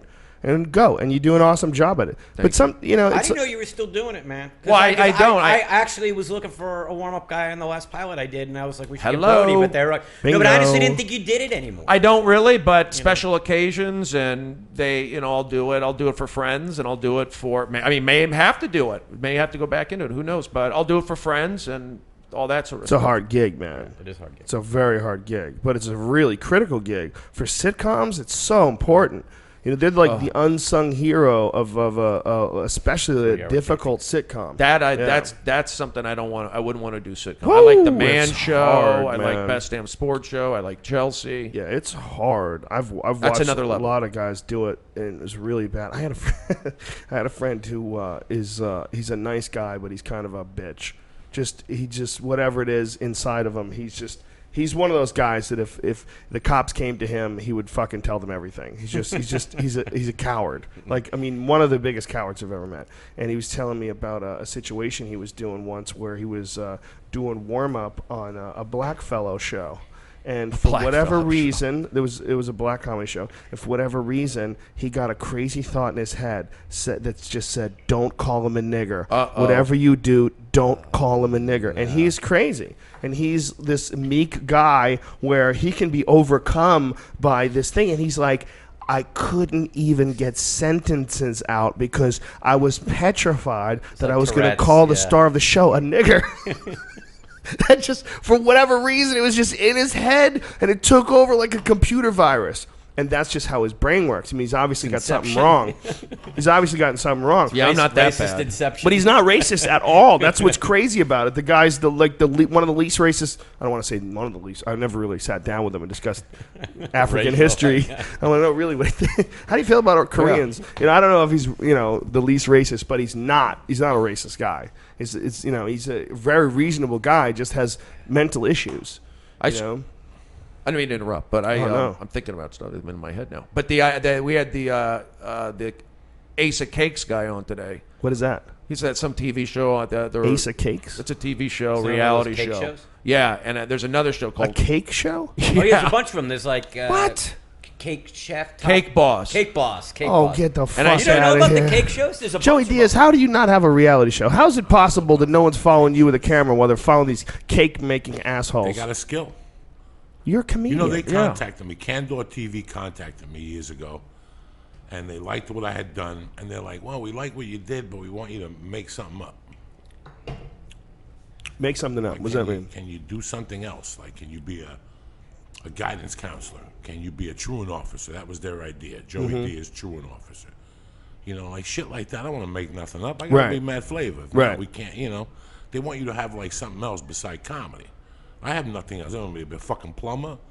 That's the hook. Cat with those- connoisseur. That's the hook with those fucking shows, you know? Well, it shouldn't be. You know, Greg Fitzsimmons and I came up with a great idea for a show the other day, and you would be. The idea was we were going to call it Comedy from Scratch, and as you follow 3 comedians around for an entire season while they try to put together a new 15 minutes, and at the end they perform the show live. You know, like so you get to see the bits develop from scratch. It's great, great idea, and you know, like that would be a perfect thing for a guy like you as well. You know. To watch, I mean, there just needs to be a vehicle To watch your process. outside. See the internet obviously has embraced you, embraced you with your podcast and embraced you with your comedy sketches and your fucking Joey Karate bits. The internet obviously loves you. Well, what is the internet? Well, the internet's just people. It's a network. It's just a different network than CBS or Showtime or whatever the fuck it is. So it's not that It's a bigger network. 'cause yeah, it's way everybody's bigger. got it. But it's not that you're not doing things that people are responding to because they respond to it. People love you. I've been at shows with you where you walk on stage, you get a fucking standing ovation. So it's just a matter of somebody figuring that out and organizing it and You know, bro, a packaging couple it. weeks ago I was working on this movie, and here I am at 1 in the fucking morning. I've been there since 7 in the fucking morning. Here I am at 1 in the morning, and I'm thinking to myself, really? Like, this is why I got into fucking comedy. Yeah. To be here at 1 in the fucking morning, listening to these fucking jerk-offs. That, you know, and you're like, what's better than what the fuck we do? We're our Nothing. own boss. These podcasts now are going to open it up for us in ways that you could do this from your fucking house. Brian Callen right there, we're looking at his picture. He had the exact same fucking conversation with me the other day. I don't get along. He called me from somewhere where he was filming some stupid It's fucking amazing. movie, and he was like, what am I doing? What the fuck are you doing? Yeah. 13 hours with some guy. Well, listen, we want you to fall. Where'd you come up with this fucking idea? You dumb motherfucker. Where'd you write this shit from? You sit there and you're like, I can't believe, that. And you sit there and you're like, do I really want to go to Buffalo, New York and do it? At that time, at 1 in the morning, I really was like, this is bullshit. The only reason why I do the films and the television is for my insurance. That's basically it. When somebody calls me now, I'm like, I like going to my acupuncture. I like going to my fucking Yeah, but heights. you can get your own insurance, Joey. As a stand-up comedian right now, I don't think you even are aware of your potential. I think you could easily be selling out theaters all over the country. I know, but you know what, Joe? I really don't want to go out every weekend. You don't have to go out every weekend. That's the beautiful thing. I don't want to go You out. go out one weekend a month, and you can make your monthly nut. I just... You don't have an extravagant lifestyle. If you went on the road one weekend out of 4, that's not too much. You leave on Friday morning, you come back on Sunday. You can do some local press if you want, but quite honestly, between this podcast, my podcast, this is the Ice House Chronicles, but my other podcast and Twitter, what the fuck more than you need? That's more than you need. that's $80,000. It's just amazing what this has done. Where'd you pull that number? That's what I need. That's his. Oh, that's what you need. Oh, you So you call- brought it back to yourself. I'm sorry. Oh, You no, did. but I wasn't. The other I night, I'm wasn't. sitting there That's and exactly I'm what you watching I'm watching April Macy. I was just going through the channels, and April Macy was on the Snoop Dogg special, The Bad Girls of Comedy, and I'm watching April Macy, and I'm watching some other girls, and I'm not there to criticize, but I'm thinking to myself, these girls are having good sets. It's 8 o'clock at night on a Thursday night, and you know what the sad thing is? How many people got Showtime? How many people really got show? Everybody's fucking running around trying to get a Showtime special. How many people got Showtime? It's not that many. Okay, so HBO. I mean, is it's master. millions, but it's Okay. nothing in comparison Nothing to HBO. ABC. Okay, ABC, HBO. Fox. ABC don't put fucking stand up on. So we have Comedy Central, HBO, and Showtime. But you know what? You know what trumps them all? A half hour on the internet. Yeah. Yeah. Well, you know where Trumps them all. If it's not for the $10,000 you're going to pick up from Comedy Central, if you just avoid that, Well, Louis and you most have of, a, yeah. most of my Louis tweets about my comedy special are from people who watched on Netflix. on Netflix. My And the story. 2005 special. And the fucking story. Louis Gaffigan's doing the same way Louis did, as am I. Gaffigan's going to be on the gonna do one of podcast. Yeah, Gaffigan's going to be on the podcast this Sunday. He just called me about it today because he's doing it Louis C.K. style. He's going to release it $5. That's how everybody's going to do it. I'm doing it the same way. I'm filming it in Atlanta on April 20th. That's awesome. Yeah, That's $5. $5. That's it. Yeah, it's perfect. It's reasonable. It's fair. It's the deal is good. The way it's transferred to people is easy.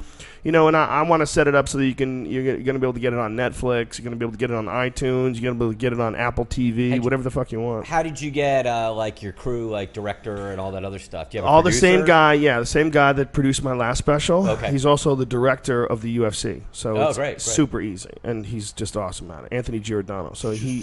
Do you have his business Yeah. card? No, it's about you now again, right? What do you want to do? Produce your just So life? he did your It's just last the way comedy we go. special?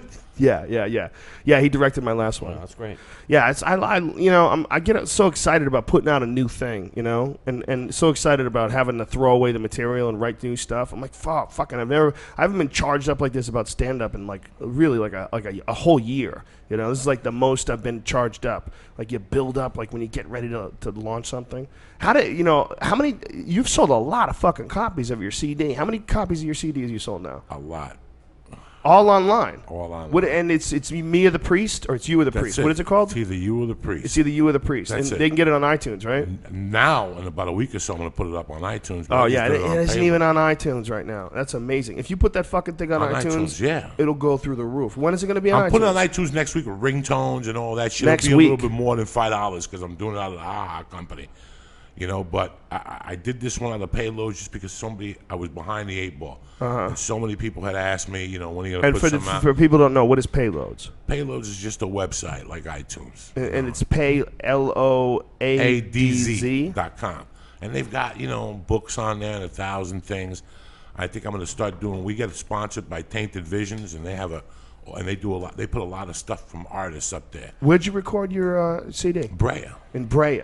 What a great place. I just took the fucking thing for $30. You buy that thing and put it into the board. Yeah. I'm going to take it on the road now. That's Yeah. it. Everywhere I MP3 go, I put recorder. it in. Yeah. You get a good set. It's on iTunes the next day. $5 Who Yeah. gives a fuck? Yeah. You take your chances, even if it's a half hour. Who gives a fuck? The biggest programming thing now is 15 fucking minutes. One Yeah. of the best shows on television, Children's Hospital. 15 fucking minutes. Have you seen know, the NTSF thing too? Yeah. It's really funny. really funny shit now funny. that they're doing in 15 fucking minutes, man. They're buying these things now. So, Who's that? Probably Brian. that And it you? was. You know, it's very interesting where we're going with this. Why would I want to sit? You know, listen, guys, it's very nice to make TV money. It's very nice to make TV money, but I learned something from Joe Rogan a long time ago that's very interesting that I didn't invent it and Joe didn't invent it. The guy who really invented it was Anthony Bartholomew. He used to be the owner of the San Francisco 49ers. Okay. And he had this thing, dog.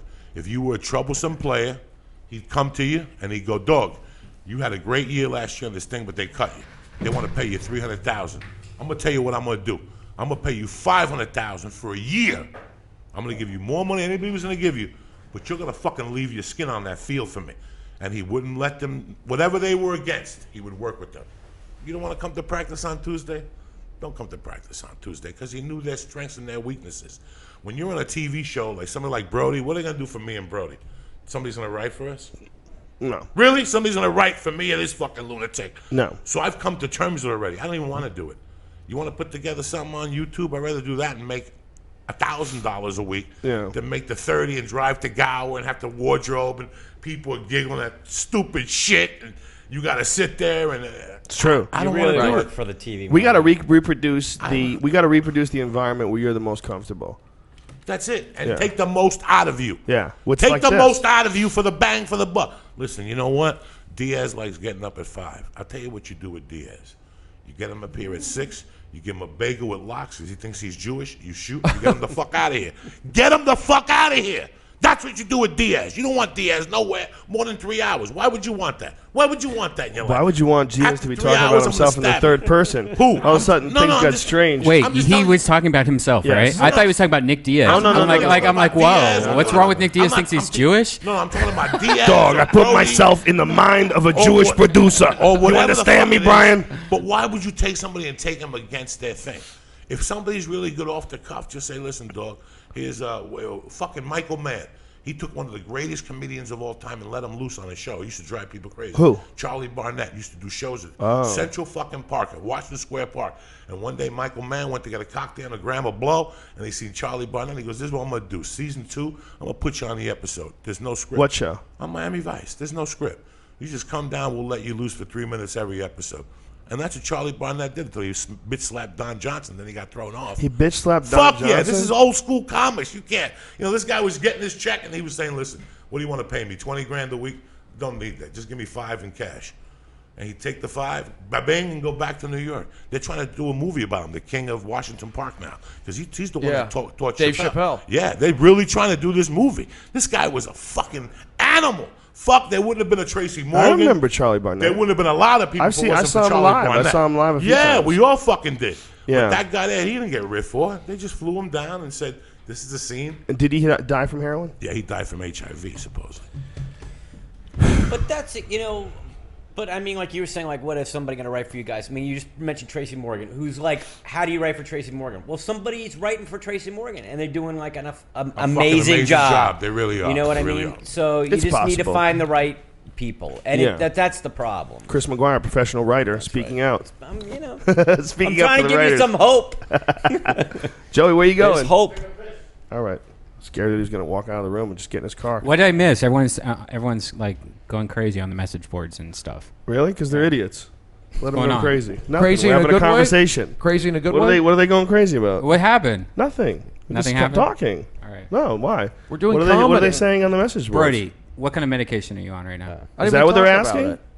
Nothing's wrong with Brody. Brody's being Brody. Yeah, they can't appreciate brilliance. Depakote and a little hit of pot. So There's nothing wrong with that. What the fuck is wrong with these people? I did 1 hit, not 3 hits. I learned. Yeah, me too. And pack that shit up, bitch. Brody, I don't know what happened before, but I want you to know that out of all the years I've known you, Brody, this is the best Brody that I've ever seen in my life. My testosterone's low. I saw Brody at the Comedy Store the other day, and it was one of the best comedy shows I've seen, live comedy shows I've seen in a while. You just fucking destroyed. Well, thank you. Are you writing new stuff? Did you hire writers? I'm taping going on new here? Stuff. I need to write new stuff. I'm just being myself. I'm just like, I went down to La Jolla, gave me some confidence. Doing these podcasts have given me confidence. I'm just learning, like, not to be doing caffeine late at night, chilling, just being letting the audience like me. I went to the place that Joey Diaz took. Me and Joey's had a nice lunch, or not, a little drink at, what was the name of that place? Marie E.T. up in Riverside and fucking Colfax. Tremendous little coffee shop. Independent. You could smoke dope in the corner. Are you serious? Yeah. Yeah, you bring your 1 hit. Nobody says nothing to you. And what's up, Joe Rogan? Do you frequent that? You don't frequent that place anymore, though, right? I used to. Pack that bowl, bitch. I'm trying. What's with the questions? I expected good things to happen to Brody Stevens. When you apply the law, they always apply to a certain law. What do they call that? When they go, well, the Rogan thing, that applies to Texas versus Roe. Or something, they call it precedent. A precedent, you know what I'm saying? And one precedent, before David Gilmour wrote The fucking Wall and Dark Side of the Moon, he was in an insane asylum. And when he came out, the first album he wrote was No Way Out of Here. Put that fucking album on. That's the best work David Gilmour ever did. And then he did The Wall and Dark Side of the Moon, everything else that went with that. You know what I'm saying? Brody's a fucking savage. And I've always had tons of confidence in you. Brody, they're not going to stop you now. We got to figure out a way to bypass it. What we really have to do is we really have to be like our own producers. I mean, that's what we're realizing doing this podcast. Doing this podcast has made Joey famous. It's made Ari famous. You're pretty fucking Let me famous. tell you something, brother. There's T-shirts out there that people buy with your name on them, and it's hard to keep them in stock at higher-primate.com. By the way, I'm wearing one of the higher-primate. Yeah, but Joe, where's the coupon code you promised all of us? It's I don't know. Did I promise a coupon code? Yeah, you did. Listen, man, I'm busy as fuck. I got children. I have no time for anything. I'll get on that. Does Onnit have kettlebells? Because he tweeted something today from a convention, and it showed a kettlebell on the advertisement. We're working on it right now. Oh, cool. Yeah, we're going to develop them, and Such a good idea. we're going to have them made as cheaply as possible, but as high quality as possible, but as cheap as possible. It's fucking, it's amazing how cheap shit is on the internet, though. I don't know what the quality is, but I went to Amazon.com and I saw some of the kettlebells that are for sale. I'm like, delivered? They're delivering it for like $25. I'm like, that's amazing, incredible. amazing. I bought mine on the internet, for $25. Amazing. I got this just this simple thing. It's an LED light for my camera that you turn on. It uses all 5 different kinds of batteries. This thing at this photo store I saw was like $300. I was like, damn, I need to save up for this light just in case I ever need it. I went on Amazon, $28. Amazing. Are you fucking kidding me? I love Amazon, dude. I am You on mean Amazon. Dugged.com. It's my portal to all Amazon things. I like to use Amazon, but I use a portal. I use Dugged, DUGGED.com. Yeah, it's a portal. It's amazing. Well, it's what it is? It's like an extra click, and you see a cat's butthole or something, and then someone talks about the Olive Garden, and then you... By the way, right Joe, have you noticed the Olive Garden? Did you hear about the Olive Garden story? They're blowing up. The story today, this old lady reviewed the Olive Garden,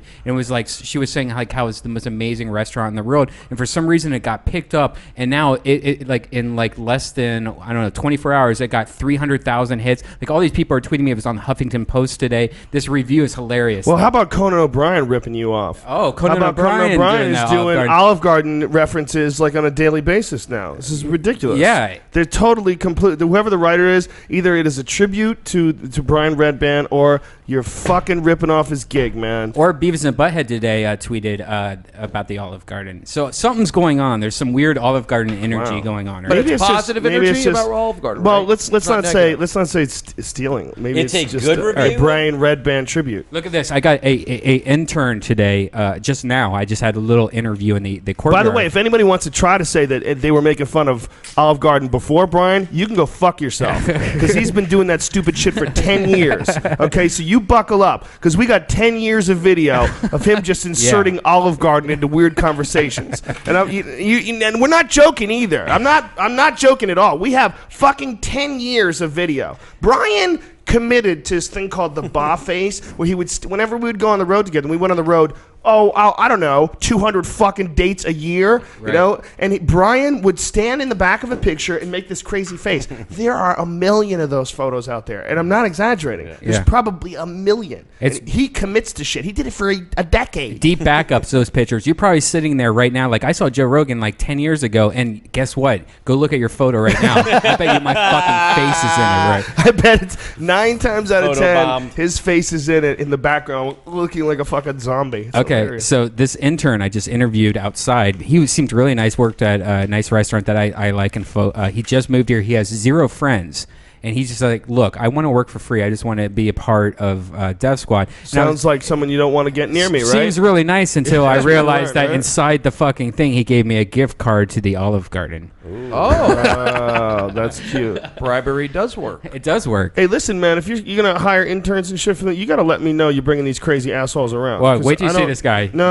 Wait, no. It shouldn't be that easy to get in touch with you, You and then know all of a what? sudden get in your presence. I've had so many people come up to me. And Safety. Joe, Yeah. I've had so many people come up to me, but when I saw this cute little boy, I was just like, all right, this guy's the most innocent guy ever. Yeah. Cut to, he's got guns. No, he does not have. When you see him, you'll understand. Strapped with dynamite.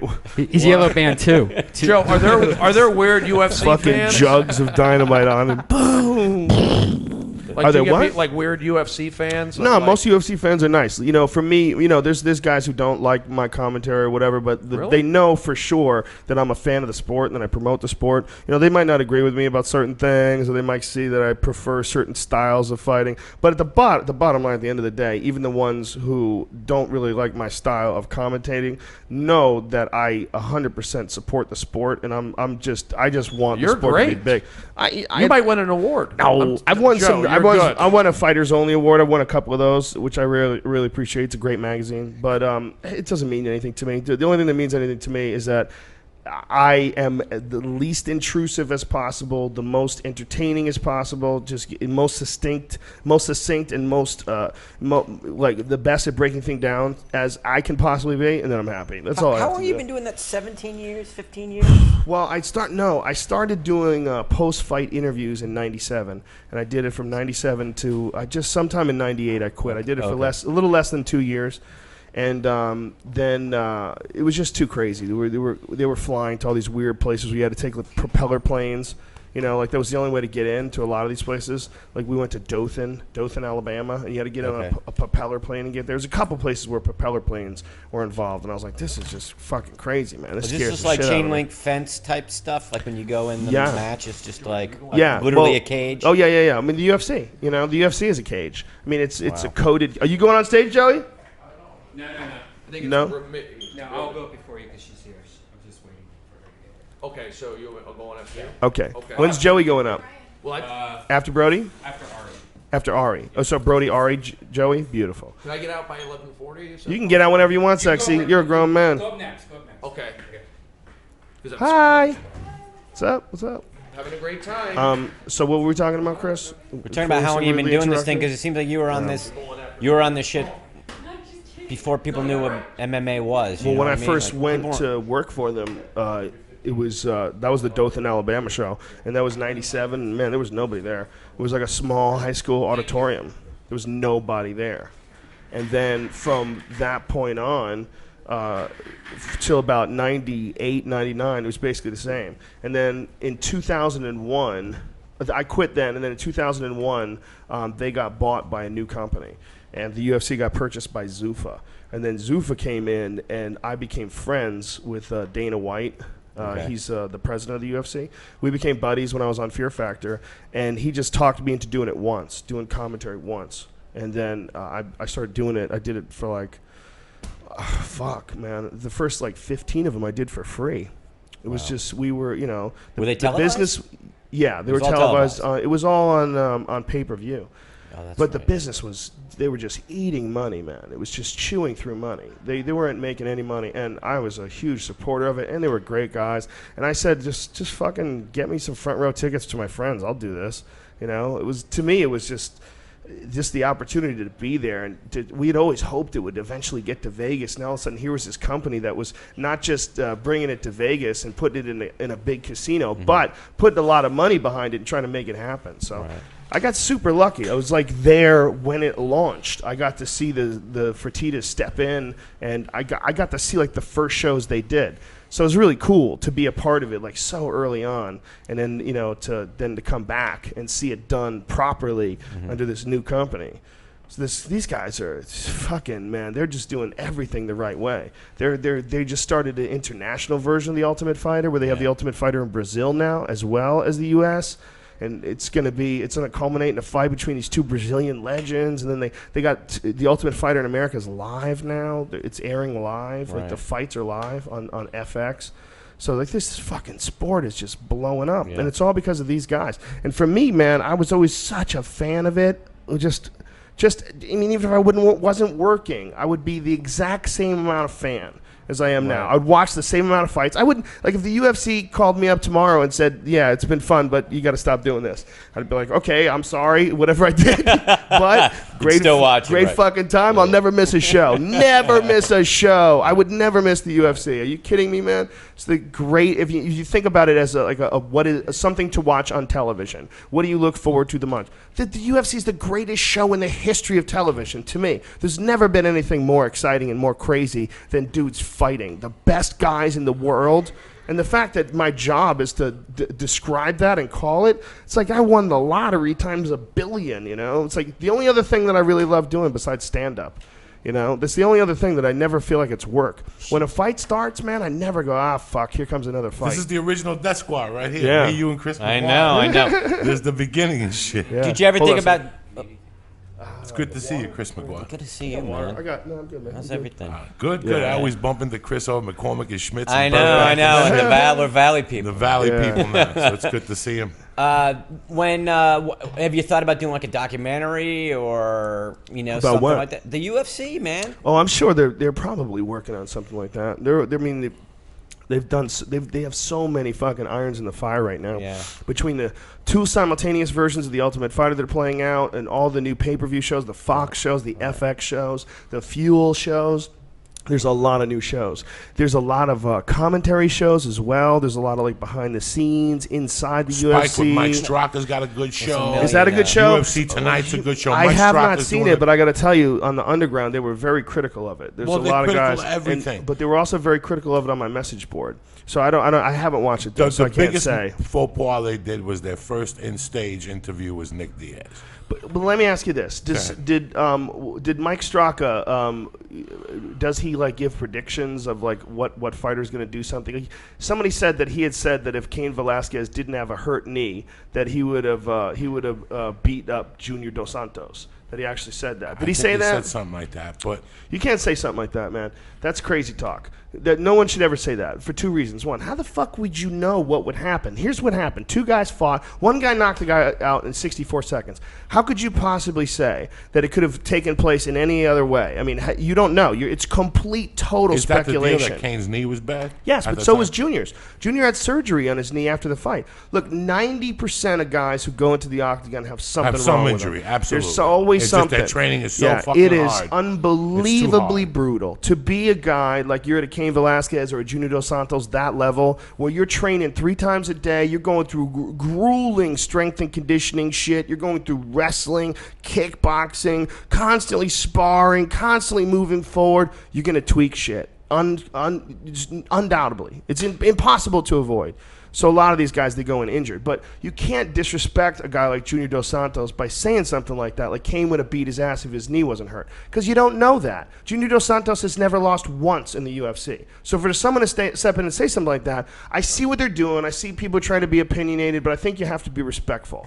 Because you're dealing with a touchy subject here, man. You're taking away from someone's accomplishment, and I've done it before, and I've done it, and maybe not thought about the consequences of it, but I don't ever do that now. I never say this guy will win or this guy. You gotta remember one thing, Joe.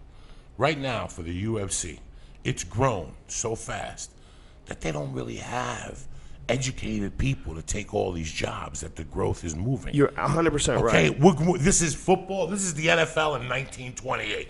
Guess what, guys? We just got picked up on television.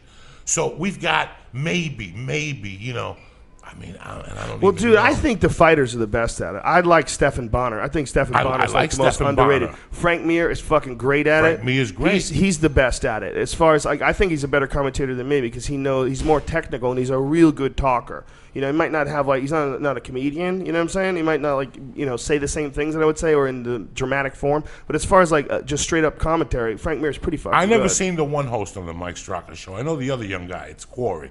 Very nice guy. Great guy. Nick guy. Quarry, nothing but the best for that guy. And I thought I love fucked him. up his last name. Aren't the Jerry Quarries from Jersey? You know that? Were they from Jerry and his brother? Were they from they're Jersey? from Bayonne. The Bayonne Bleeder. Yeah. Right. Yeah, I thought I said his name wrong. No, I'm sorry to take you off the thing. No. I've never seen the bald-headed host. I never saw it. I'm responding to that. I just seen it. You got to remember, the underground is fucking.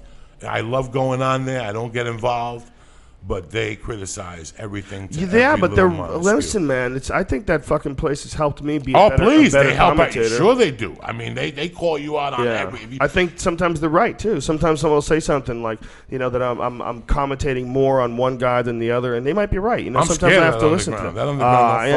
I am too, but I love it at the same time. That's why a place like that is so good. Because there's a bunch of people, and they're anonymous. They can say whatever they want, but you eventually establish a friendship between these people, and you eventually know. Like when I go on there, very rarely do I even insult anybody back. Most of the time when I go on there, I just try to be me. I just try to be as loose as possible. And when someone says something douchey, occasionally I'll mock them and make fun of them just because it's fun, like a little bit, because it's so silly. It's like, why concentrate on that? You can just concentrate on always being as fun as you can be or as nice as you can be, and then you're spreading something that other people are going to react to, and they're going to want to be around you. I mean, we're all every now and then you read something, and you just go, "Shut up, dummy! Just stop that shit." And I think that's good too for them. So because sometimes people need to be called out on their nonsense. You know, when someone is trying too hard to sound intelligent or trying too hard to make a point or a rationalization that's not really there, and you just want to go, shut up, dummy. Like, shut up, dummy is exactly the right thing to say. Like, occasionally... Yeah, no, go ahead. No, but I think the overall message has to be positive. You know, your overall message online, like what you put out online, it's got to be positive. Well, like on Twitter, I was going to ask you, like on Twitter, it always seems like your Twitter shit's really like, it's positive, you know, like this is, but you must get.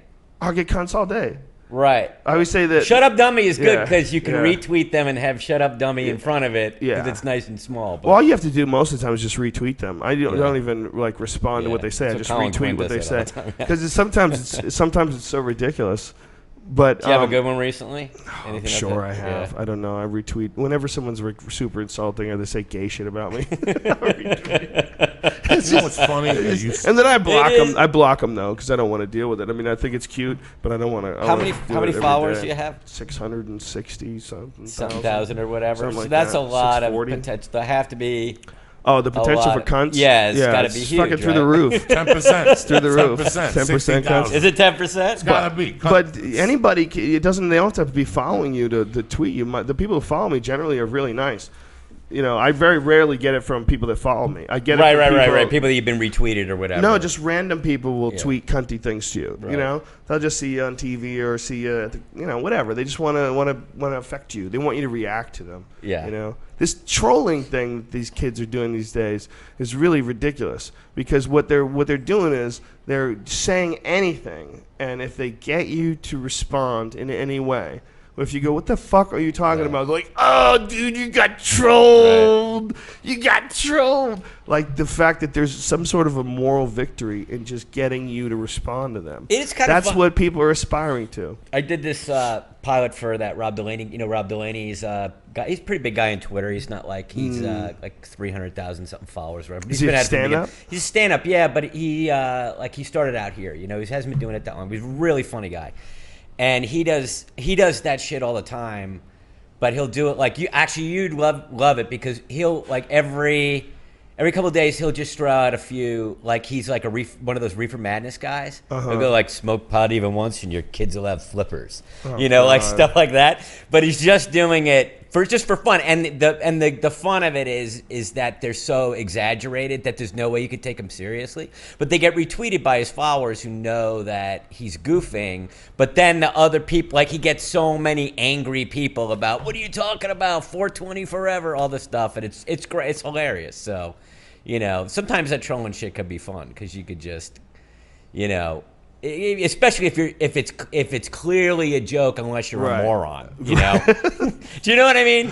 Yeah, well, I'm sure a lot of the dudes who are trolling, troll from characters. Yes. I'm sure there's a lot of people that have created some idiot character and they go online with it and troll with it. It's actually kind of a fun idea. That's why Doug doesn't do that. You know what I mean? Probably does. It feels like He's probably not telling us about it. Yeah.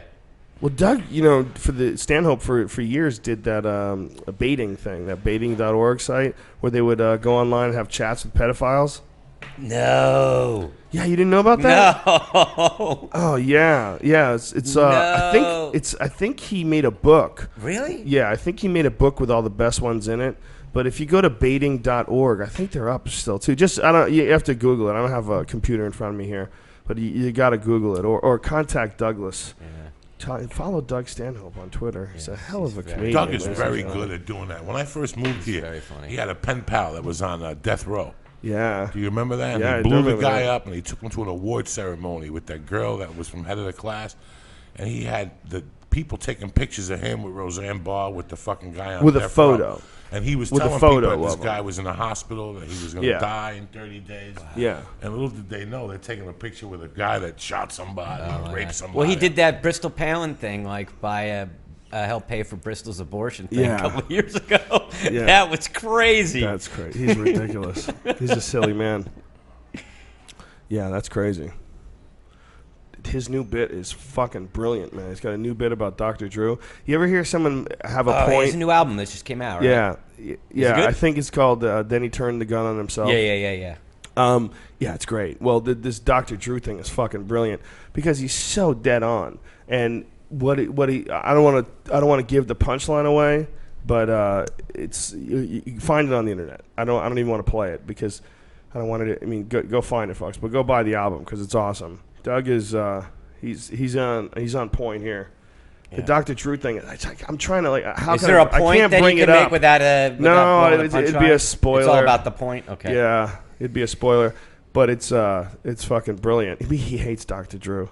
It's great to listen to. Like I retweeted once one of the things that he said, and I retweeted it, and Dr. Drew got really mad at me, and Dr. Drew tweeted me like, "What am I? I'm sorry, if I'm killing your high," or something like that. I'm like, dude, I'm just joking around, man. Yeah. Don't get crazy, Dr. Drew. Do you have who's like the craziest person that follows you? Do you have like a famous person that follows you? Do you have somebody like that? I don't know. Do you know? I don't know. I mean, I don't have too many interactions with super famous people, unless it's like Be Real from Cypress Hill. I have interactions. He's probably one of my most famous people that I like that I talk to in real life as well. Everlast. That's a good from one. House of Pain. Yeah, he's awesome. We had him on the podcast, man. Cool dude. He's got a fucking titanium valve in his heart. It's crazy shit. Puts the microphone up to his heart, and you hear tung tung tung tung tung tung tung tung tung tung. Yeah, he put it on the microphone. He put the microphone up to his heart, and you could hear it. It's crazy. He's got an artificial valve in his heart. Wow, that's crazy. Yeah, just a genetic problem. I don't know what created it. Some people just have valve problems. Yeah, it's nothing you can do about it. Imagine having a fucking heart problem. That's the engine. I've met a lot of people with. I've met people with heart problems. I met several people with heart problems. Yeah, it's not good. It's a scary way to go. Knowing your engine's blowing out. Everybody's had that feeling when you were a kid and you had a shitbox car and you're like, please make it home, you fucking piece of shit. Please make it home. Every car that I had from the time I was 16 till I was, essentially till I started making money was a hunk of shit. I think one of the times I had, I thought I was going to have a heart attack was when you gave me, some kind of fucking supplement or something, and we went to the gym to work out. It was when you were doing ephedrine or some shit. I gave you rip fuel. It was like fucking speed. It was speed. It was the best workout of my life. Best workout of my life. I go back to the room. I think I'm gonna die. Literally, my heart is pounding in my chest. I'm lying in bed going, I'm having a fucking heart attack. And it lasted for 45 minutes after the workout. Well, you worked out really hard too. Yeah. That was crazy. So your body's kind of freaked out. I was like, I'm never going to do that again. And the other time was when you were doing some medical weed benefit. This is a long time ago at the Comedy Store. And whatever, we're out there. Some dude had a 420 hat. And he was the guy with the. This is the first time I had medical weed, and I'm not good on pot. And it was that real heavy shit, indica or whatever. Whatever. I took one, maybe two hits. And my face went numb. And I'm literally standing in a circle of people just staring at my feet. And well, do you remember that you insisted that it was laced with something? I thought it was laced with something. Yeah, he insisted. I had to wait around for 2 hours before I got my You're car. the guy. I'm glad you brought this up because I brought this subject. Yes, I brought this up on the podcast many times. Yeah. That Chris McGuire was in the back of the Comedy Store and thought he got laced. That's how strong the pot is. It's you. So I'm so glad that you brought that up because so now funny. people will know. It's true. When people get wrecked, the first totally thing they true. think of is they got laced with something. When people get wrecked by mistake, they always go, dog, I think I got laced with something. Yeah. And it really is what just was in front of your face. I mean, it's just fucking amazing. It's just so strong today. It's I so live strong. 2 miles from the Comedy Store. I didn't want to get my car going. Yeah, nothing is worse than Just when walk. you're overwhelmed by a drug. Yeah. There's nothing than a worse feeling when you're in the car? In the car on man, weed? Forget it. Somebody asked me the other day, you still eat the banana bread? I haven't eaten banana bread since Yoshi OD'd. But before that, the one day I ate the slice, and I was fucking driving home, and I was on Van Nuys, on that street Van Nuys. I didn't know where the fuck I was. I didn't know where I was. Was there weed in the banana bread? Was there weed? I love the way you said that. The way you said that, if I had written it in a script, that would be the perfect That would way be to like say the it. square guy. I eat a little piece. I eat a Jolly Rancher at the time. What's in the Jolly Rancher? Is it Rancher. just Felicia, Felicia, get in here. Why don't you get in here with us? With my friend Chuck Savage. Do you want to? I ate a piece of, he gave me a Jolly Rancher at 10 in the morning. So at 2, I go to the weed store, and the guy goes, we owe you a piece of banana bread. So it has chocolate chips in it. So if you leave it in the fucking car, the chocolate chips will melt, and I wasn't going home. So here's the beauty of it. I had a suit and a tie on. Okay, I had a meeting at CBS Radford. Okay, so I eat the fucking thing. I see Felicia, and I'm at CBS. And on the way to CBS, I go, let me eat the rest of this fucking thing. Because it's going to fucking melt in my car. And I hate that shit. I don't even like coffee in my car. Right. I do not like liquids in the fucking car. So I'm driving. I get to the fucking CBS. You know, you have to park on the street and walk up. I go up, and I'm talking to the lady and the guy, and they're talking to me. And while I start talking to them, it's fucking getting hot in here. Right? I mean, just fucking heat that. It's hot out, but it's also, I can feel it rising through my body. And I'm talking to them, and they can tell something's wrong. They're like, Joe, are you okay? Would you like some water? And I'm like, yeah, I'm all right. And they're pitching this show and how it's going to be great, and you're going to be great for the show. And I'm like, that's going to be great, but listen, I got to go. You know when people want to talk, but you got to go. Like, I got to go. Right. So for some reason, I got in the car, and there was so much traffic that I went from Laurel Canyon, Radford to Van Nuys because I couldn't make a right turn. Right. Do you understand me, guys? This is Joe Diaz, 30 years smoking weed, heroin, everything. I couldn't make a right turn. I kept thinking that I was going to go off a cliff. So finally at Van Nuys, I think I can make the right turn. Now, I'm on fucking Van Nuys, and I'm taking my shirt off at this point. At this point, I'm down to a Guinea T-shirt. The sunroof is open, the windows are open, I got the air blast in the car. All right? Finally, I realized I got to make a right. There's a right Chandler. Right. Chandler is the street of death. It's the valley's fountain. If you don't want to see cars or traffic, just go on fucking Chandler. Do 90. There hasn't been a cop on Chandler since 52. All right? Now, I'm driving on Chandler, and finally, I'm fucking hot, and I need something to drink, but I'm too stoned to get out of the fucking car. So what do? I look in the back seat, and there's an old water bottle that's probably 90 fucking degrees. You know those hot water bottles? Yeah. Dog, I pulled over and drank the hot water bottle. With that gives you estrogen. I don't give a fuck what it gives me. With that, though, the sweat's coming out of my fucking foreheads, the estrogens, my tits are getting hard. Dog, I get out of the car, and right there on Chandler, I just start puking, and it's all green. Oh, God. It's all green. It's weed. Just chunks of green are coming out of my mouth. Your body's broken it down. It just broke me down. To the weed. I fucking said, I got back in the car, I said, Lord, if you get me home, I'll never eat banana bread. I'll never eat a fucking banana. I'll never go to the zoo. I'll never do nothing. You understand me? I got home. I ran upstairs. And I just lay on the couch naked. I'll never forget when my wife walked in. She's like, whoa, what happened to you? I go, don't even ask. She knew. She goes, you keep fucking around with that shit in the afternoon. I see you back there eating. I knew it was back there eating banana. The thing about Joey was over my podcast once. We were doing the podcast, and as the podcast started, he just starts eating this cookie. And he opened the bag, and it smelled so weedy. It smelled so weedy, so skunky, that I got nervous. I got nervous to be in the room with it because I was just watching him take chunks out of this fucking cookie. And I know I'm smelling the weed in this cookie. I'm like, this is chaos. You're not supposed to eat a whole cookie. Fuck that. And he just keeps going. Well, And then I've seen him do a big old chocolate bar. And he doesn't give a fuck. And then an hour and 20 minutes later, we're still doing the podcast, and Joey's gone. There's nowhere. No Joey. No Joey's left. He's like, dog, I have no idea what we're talking about. I don't even like, listen, you know why I work out alone? I have my biggest self-conscious. When I work out, I can smell the weed coming out of my pores. And it drives me crazy. Like the other day, I had to go to. So before I work out around people, I try to run around my block a few times or to walk, get it out of your system, just to get the top layer off me. You think I'm kidding you? This is how. And then you change your shirt. And then I change my shirt and I go to the Y. Like today, I was working out with the trainer for my knee, and I could smell it. Really? And I don't know if it's in my hands. I don't know. It's in me. So just get a really strong deodorant. No, counteract that shit. No. But like whenever I go to PT or something, and the guy's real decent, he's helping me pick up my leg. I'm like, this fucking weed scent is coming out of my ball sack, my asshole. Because it's just that heavy. It's been 30 fucking years. This weed they're growing now. I go to a weed store now. They have the percentages on the weed now. Yeah. Before they sell you the weed, they send the weed out to get you the percentages. This is 21, 22% we're smoking now. We're fucking smoking. Well, how about that Matt's OG Kush that you brought over that was 34%? 33 or something like that. That's this is some strong shit. Yeah. They even have the same for the edibles. Like before they sell the edibles, they have to test the edibles. So you see what the fuck Who's you're testing doing? it? Some lab and Bro, the fucking Harvard. Harvard's on but that it's shit just, mush. This is not an FDA thing or something. MIT and shit.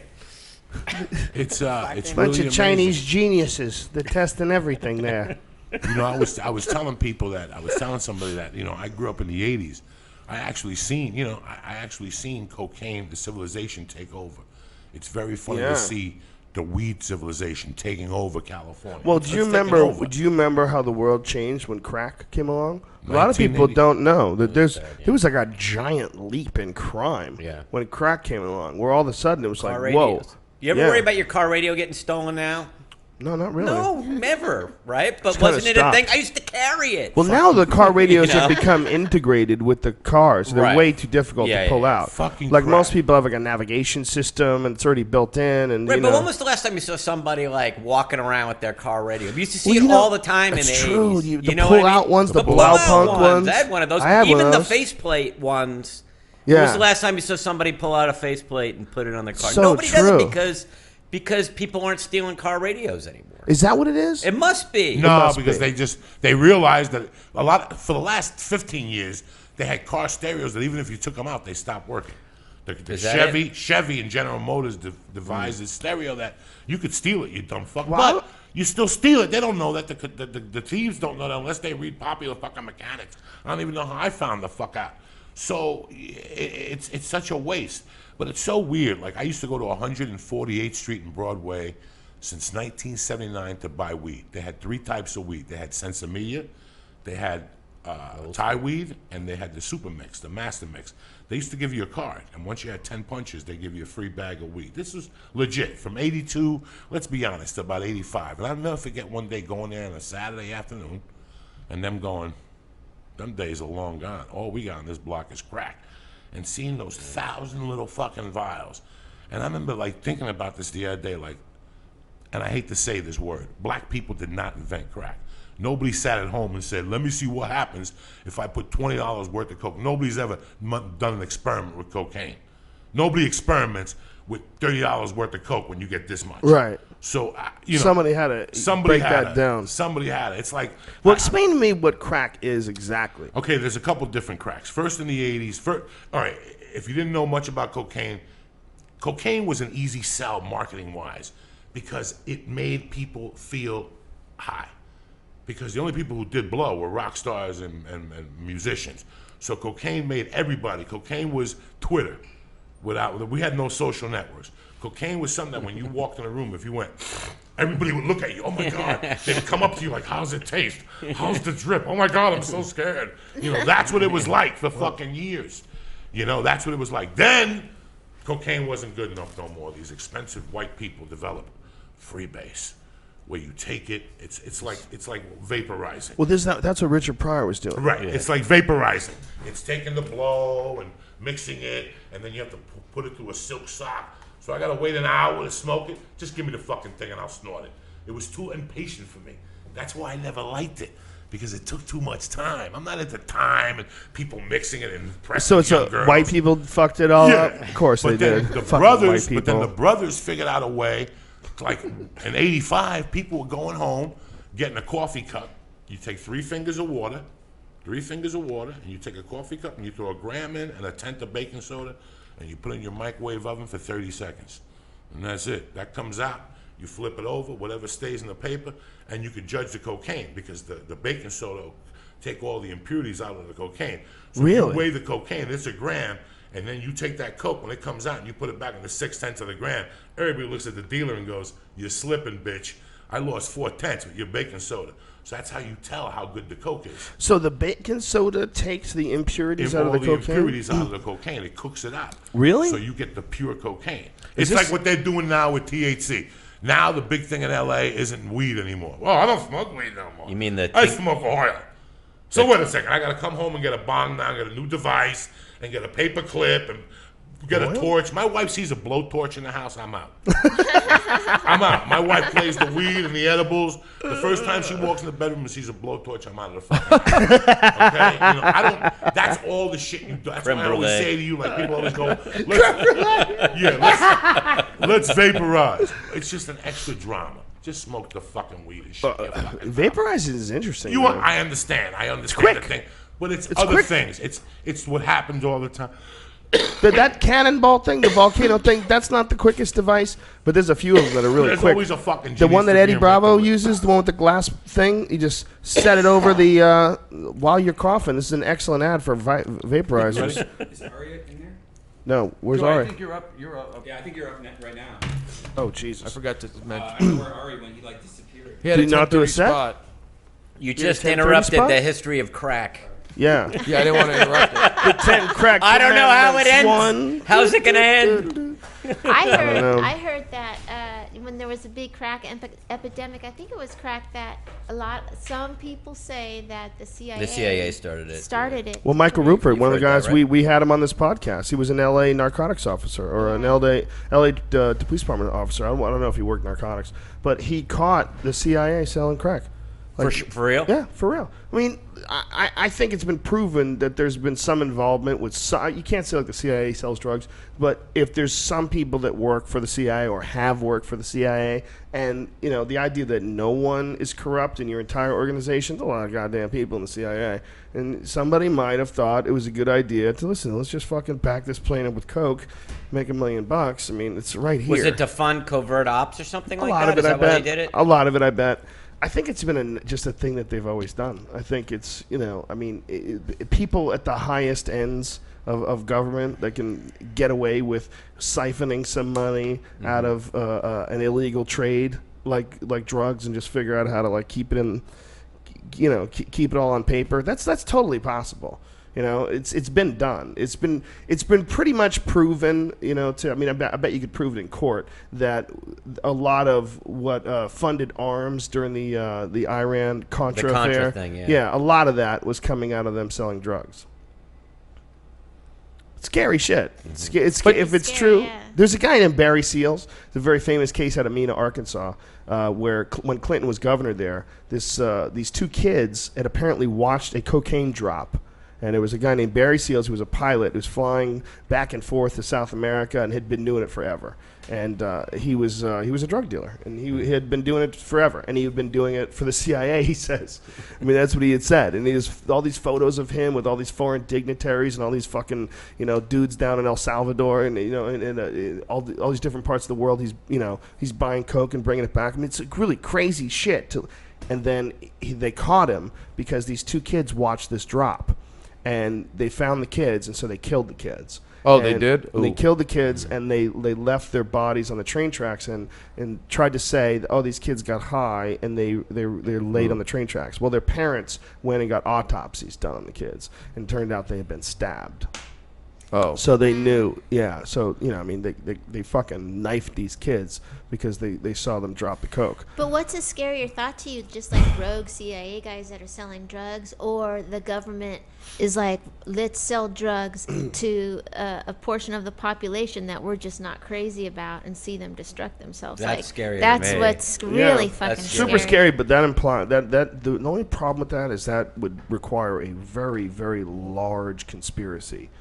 That to have that be policy. There's no upside to that. To have that be policy, to have that be like a CIA policy, that would involve an enormous conspiracy. It's much more likely that there are some members that can get away with doing things with, they just have enough influence that they can get away with moving certain things, and they have enough contacts with it. Look, it's been known that the United States and all these different various agencies have engaged in illegal activity in order to catch people doing illegal shit. Like the government has been involved, and they've actually gotten coke that they've got from other busts and used it to create deals to arrest people. I mean, that kind of stuff has been done before. So it's at a certain point in time, Yeah. That's been going on for you. Like, seems like a lot of movies about that. I think it's a legit way to make money. I think they've always done it. I think someone's always stepped in and made a few $1 million here or there. I don't know if it's. I can't believe that it's the CIA's policy to do that. Then I have a hard time believing. The only reason is that someone would have probably leaked that out. I feel like it's more likely it's some dudes that are doing shady shit, and they might be doing it under the guise. In that time and era, that was probably I don't know. pretty easy to keep a lid on. Maybe stuff back then, compared yeah. to now. But even now, like, there's a plane that crashed in Mexico just a couple of years ago, and it was filled with 4 tons of cocaine. And it crashed because they ran out of gas, because Mexico wouldn't let them land, because they knew they were fucking traveling with drugs, and they wouldn't let them land. Well, this plane had been to Guantanamo Bay on 2 separate occasions. The CIA had clearly used this jet and gone to Guantanamo Bay on the log at least twice. And there it is with 4 tons of coke in it. Well, who knows what that is? I mean, is that like to set up some coke dealers? I mean, who knows? I don't know. I mean, I'm just talking out of my ass, right? But you got to look at that and go, someone's always done that. If there's how many guys are involved here? One guy's got to fly the plane. The other guy's got to be who knows how many people they got on one of those little planes, But if they got together and they got crazy and said, listen, let's do this, and they didn't even plan for the weight of the fucking coke, so they crashed. They ran out of gas and fucking crashed in Mexico with 4 tons of cocaine. And how often are they doing that trip and making it? How often are they doing it with 2 tons of cocaine? It depends if they crash like on a hot Mexican beach. Like if I crashed in Cabo and it was like okay, and I was like, wow, this is a cool place. Cabo's cool. Yeah, as long as no one knows that you're pulling 4 tons of cocaine out of the wreckage. Yeah, when they crashed it, was everyone killed? And I don't know. It's a good question. So if you're saying they were just rogue guys, it's not that bad. But if it's a policy, if it's a policy, it's terrifying. If it's a policy, it means they've all gotten together and go, look, we're all crooks, right? We're all crooks. And that would have been leaked out. Yeah, I mean that's a criminal.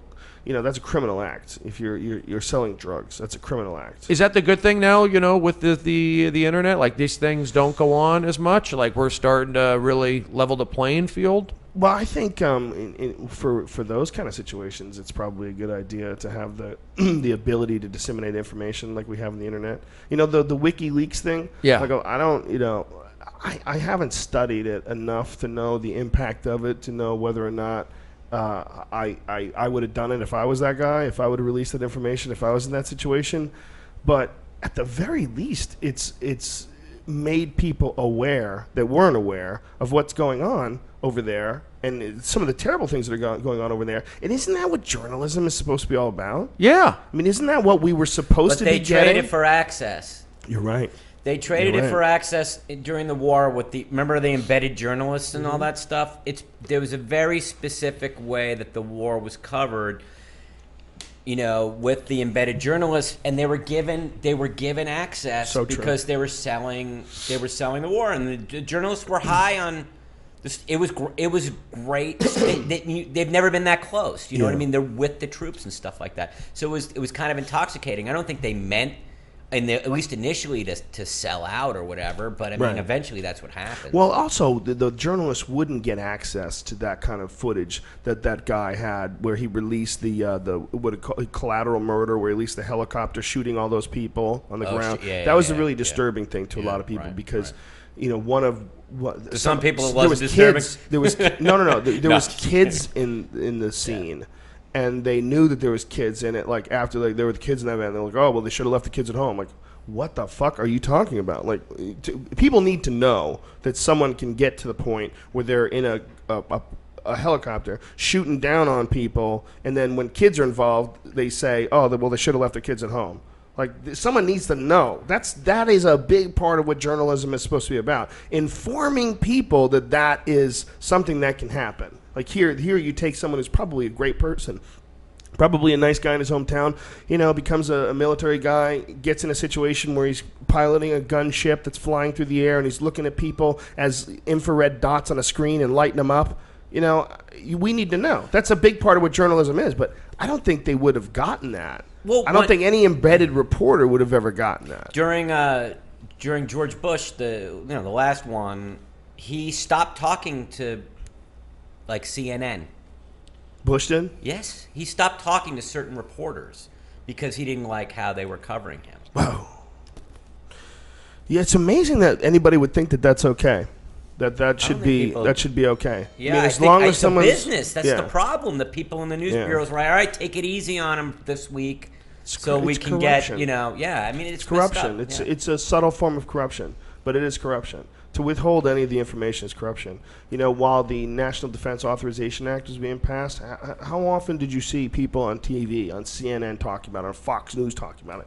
The internet was on fire. The internet, which represents what people are really thinking about, was on fire. Twitter was on fire. NDAA. I saw that shit on Twitter all over the place. And I would be watching the news, and it wouldn't even come up. Yeah, it wasn't even their top 10 stories. So Bristol Palin's daughter is, moving into ballet class. You know, they'll cover that. And, maybe she has a son. She does. My apologies. Just an example of something that we're not supposed to be following, but we do. I mean, and no one talks about that at all.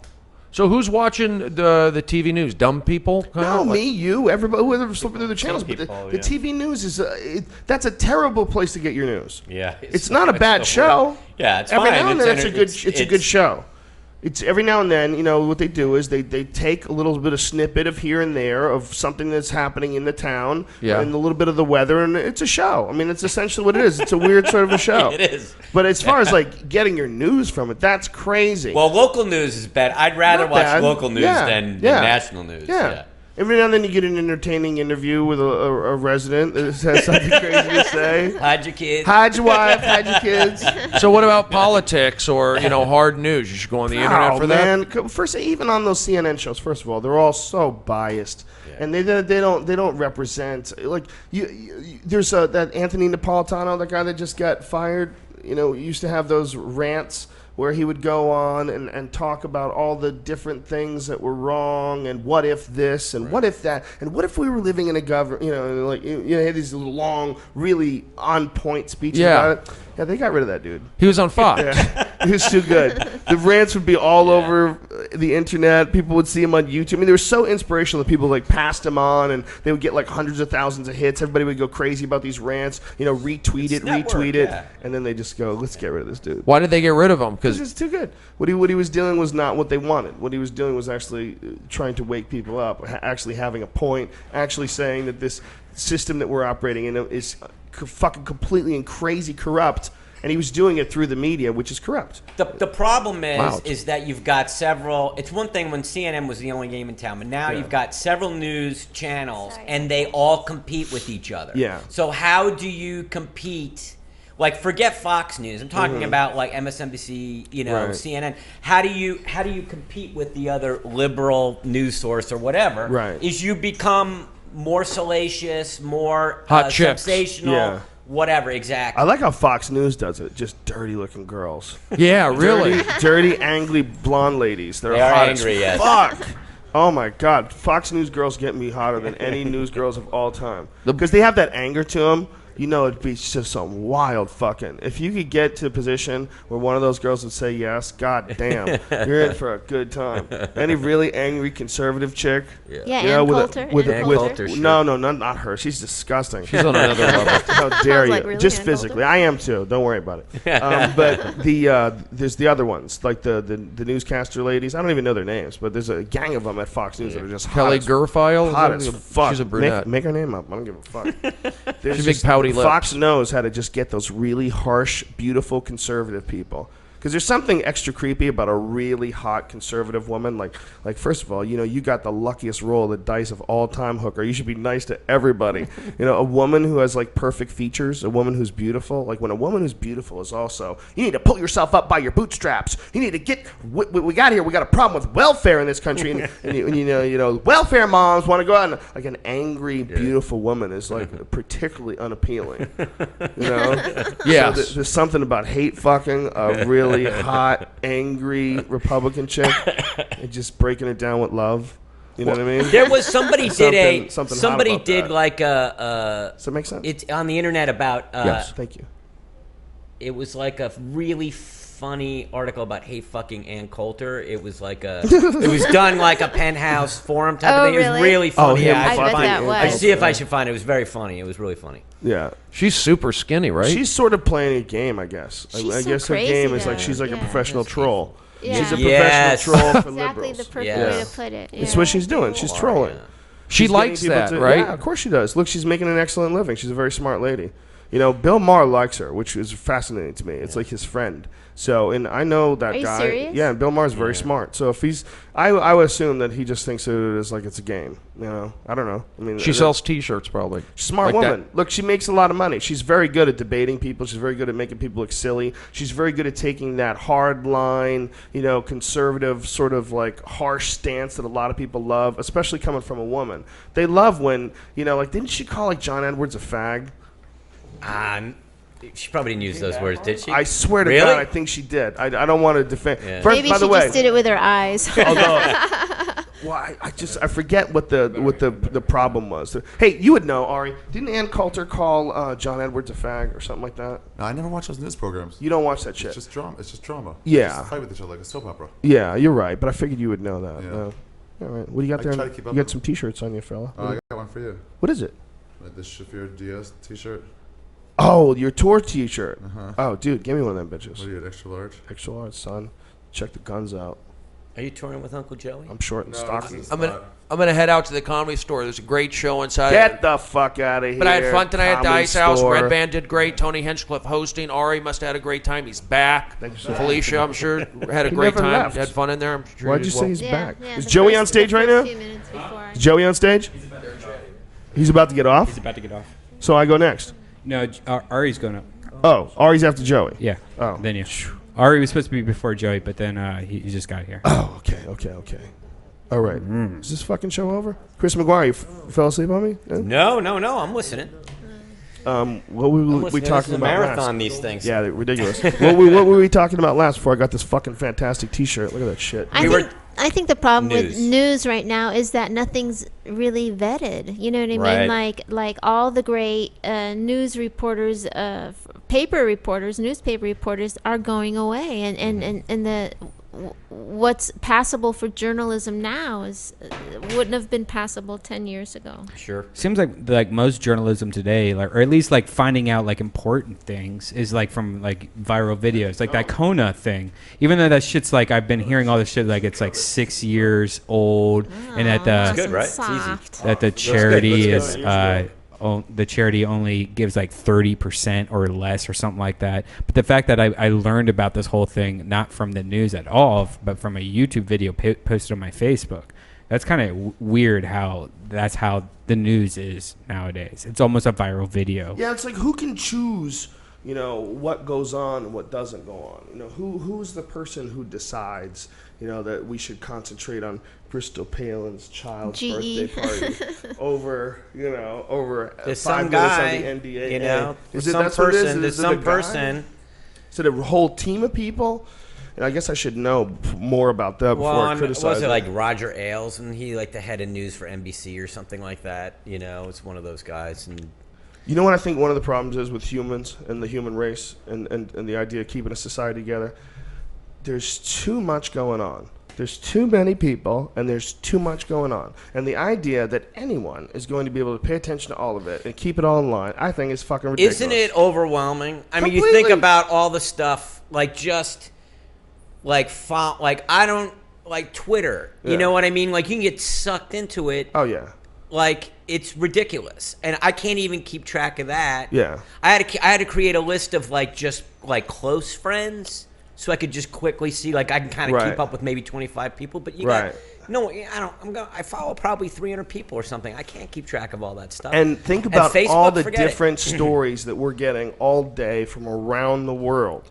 All the different kayaker gets eaten by a crocodile, and this and that and that and this. And all these stories are coming to us at a rate that our brains were never designed to process. Our brains are designed to process immediate experiences in our actual environment. The idea that we're being inundated by this shit that comes in from television and from the internet and from radio, all these different signals and all this information, our brains literally are not designed to hold all this shit. So you're Googling things and everything. This motherfucker better grow. This bitch better grow and keep up, because your brain is certainly not designed. But this is to your deal brain. with it. You know what I mean? It's like, Right. this is your brain now. You don't need to remember anything because you can Google shit. That is true, You know? but you do, because your brain doesn't know how to rationally process everyday life. Absolutely. Because but you don't have too many stories that you have to think about. But you've seen people get like anxious when their fucking phone's gone because they're like, oh fuck, who is Yeah. Who was in Family Ties season 3? You know, like some ridiculous piece of trivia. Like I used to always say, I don't remember if you remember this. I would say like, man, if somebody could put IMDb on a Palm Pilot, they'd make a fucking Palm fortune. Pilot. This is how long ago it was, because people would always like to settle like bar arguments and shit like that. Something, and that's like. You know, that's what this Well, you're is. a real tech nerd. A lot of people don't know about McGuire. Didn't you have some sort of a job in technology? I did. I was a product manager for a software company. Yeah. I've known Chris. Chris has had a computer longer than anyone I've known. Because Chris had a computer when no one had a computer. 386, 286. Are you talking crazy? Way before 386. Oh, you know who else was like that? Louis C.K. Louis C.K. was one of the first guys, even as an opening act on the road, had a little Radio Shack computer. Yeah, didn't he? He has a bit about finding someone's computer and fixing it. Like, found a computer. Oh, I heard that story. Yeah. Really? Yeah, like a guy, somebody's hard drive and all their fucking stories and photos and shit. And it's kind of interesting. I used to make my own computers.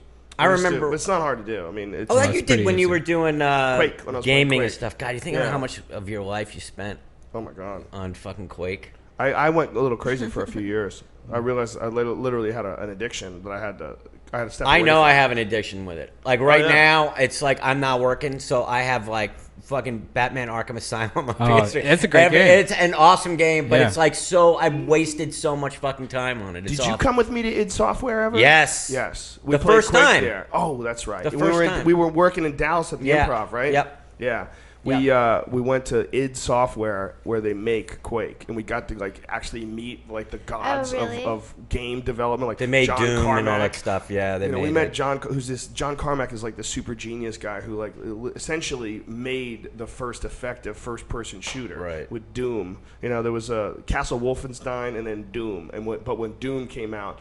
The reason why they called it Doom is this guy is such a fucking super genius, and his graphics and his gameplay, the stuff that he makes is so amazing and fun to play that they knew that they were going to smash the market. So he took the line out of the Color of Money, the Paul Newman Tom Cruise movie, The Color of Money. Mm-hmm. It was about pool. And there's a scene where, you know, Tom Cruise's character is like the best pool player in the world, and he shows up at this pool hall, and he's supposed to be about to be playing the best guy in the pool hall, right? And he's got a pool case. He says, "What you got in that case, boy?" And he goes, "In this case," and he flips it open and goes, "Doom." And that's what they wanted. Oh, really? That's funny. I didn't know to drop that. on the game industry. Right. So a lot of people thought, like, you know, that they were looking at like, "Oh, this is Doom. You're in a dark dungeon and you're fighting off demons." That's funny. I didn't know No, that. it was like, this game is so fucking badass. You guys are fucked. Doom.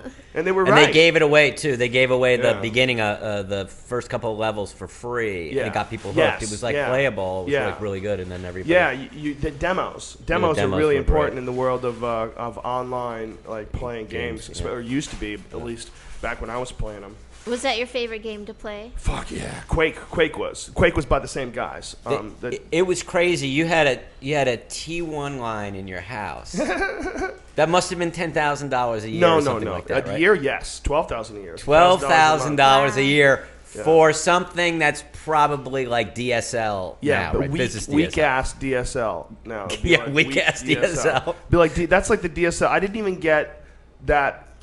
Well, it was I got better line. DSL than that when I was living in the mountains in Colorado. Really? Yeah, 7 times better than that. That's hilarious. 7 times better than that. In the mountains. Fucking the real live mountains surrounded by animals and shit. Meanwhile, back then, you couldn't get a good connection. I had an ISDN line, which is only like 120-something K. And, it's 56K, which is brutal. Right. So the only other option was to get a T1 line. So I was like, yeah, you were good at that game, though, man, because people, when we would go from some of these places, there people like Joe would play with online, and we'd go, and they'd bring their computers and network them together. Literally bring their, like, computer systems and network them together and then play these games all night long. Yeah. It was, like, crazy. Oh, wow. Yeah. Well, I had a bunch of dudes. We were in a clan called Extreme Detriment. That's right. And there was a bunch of dudes that were really good. Yeah. And I was never the best guy on the team. There was always a few guys that were better than me, but they were so good that like playing with them on a regular basis, even if you got fucked up by them, you really learned a lot about the game. Yeah. And then you could find like other games. Like it's one of those things that there's levels to. Just like there's levels to jiu-jitsu or levels to stand up or levels to anything. There's levels of proficiency.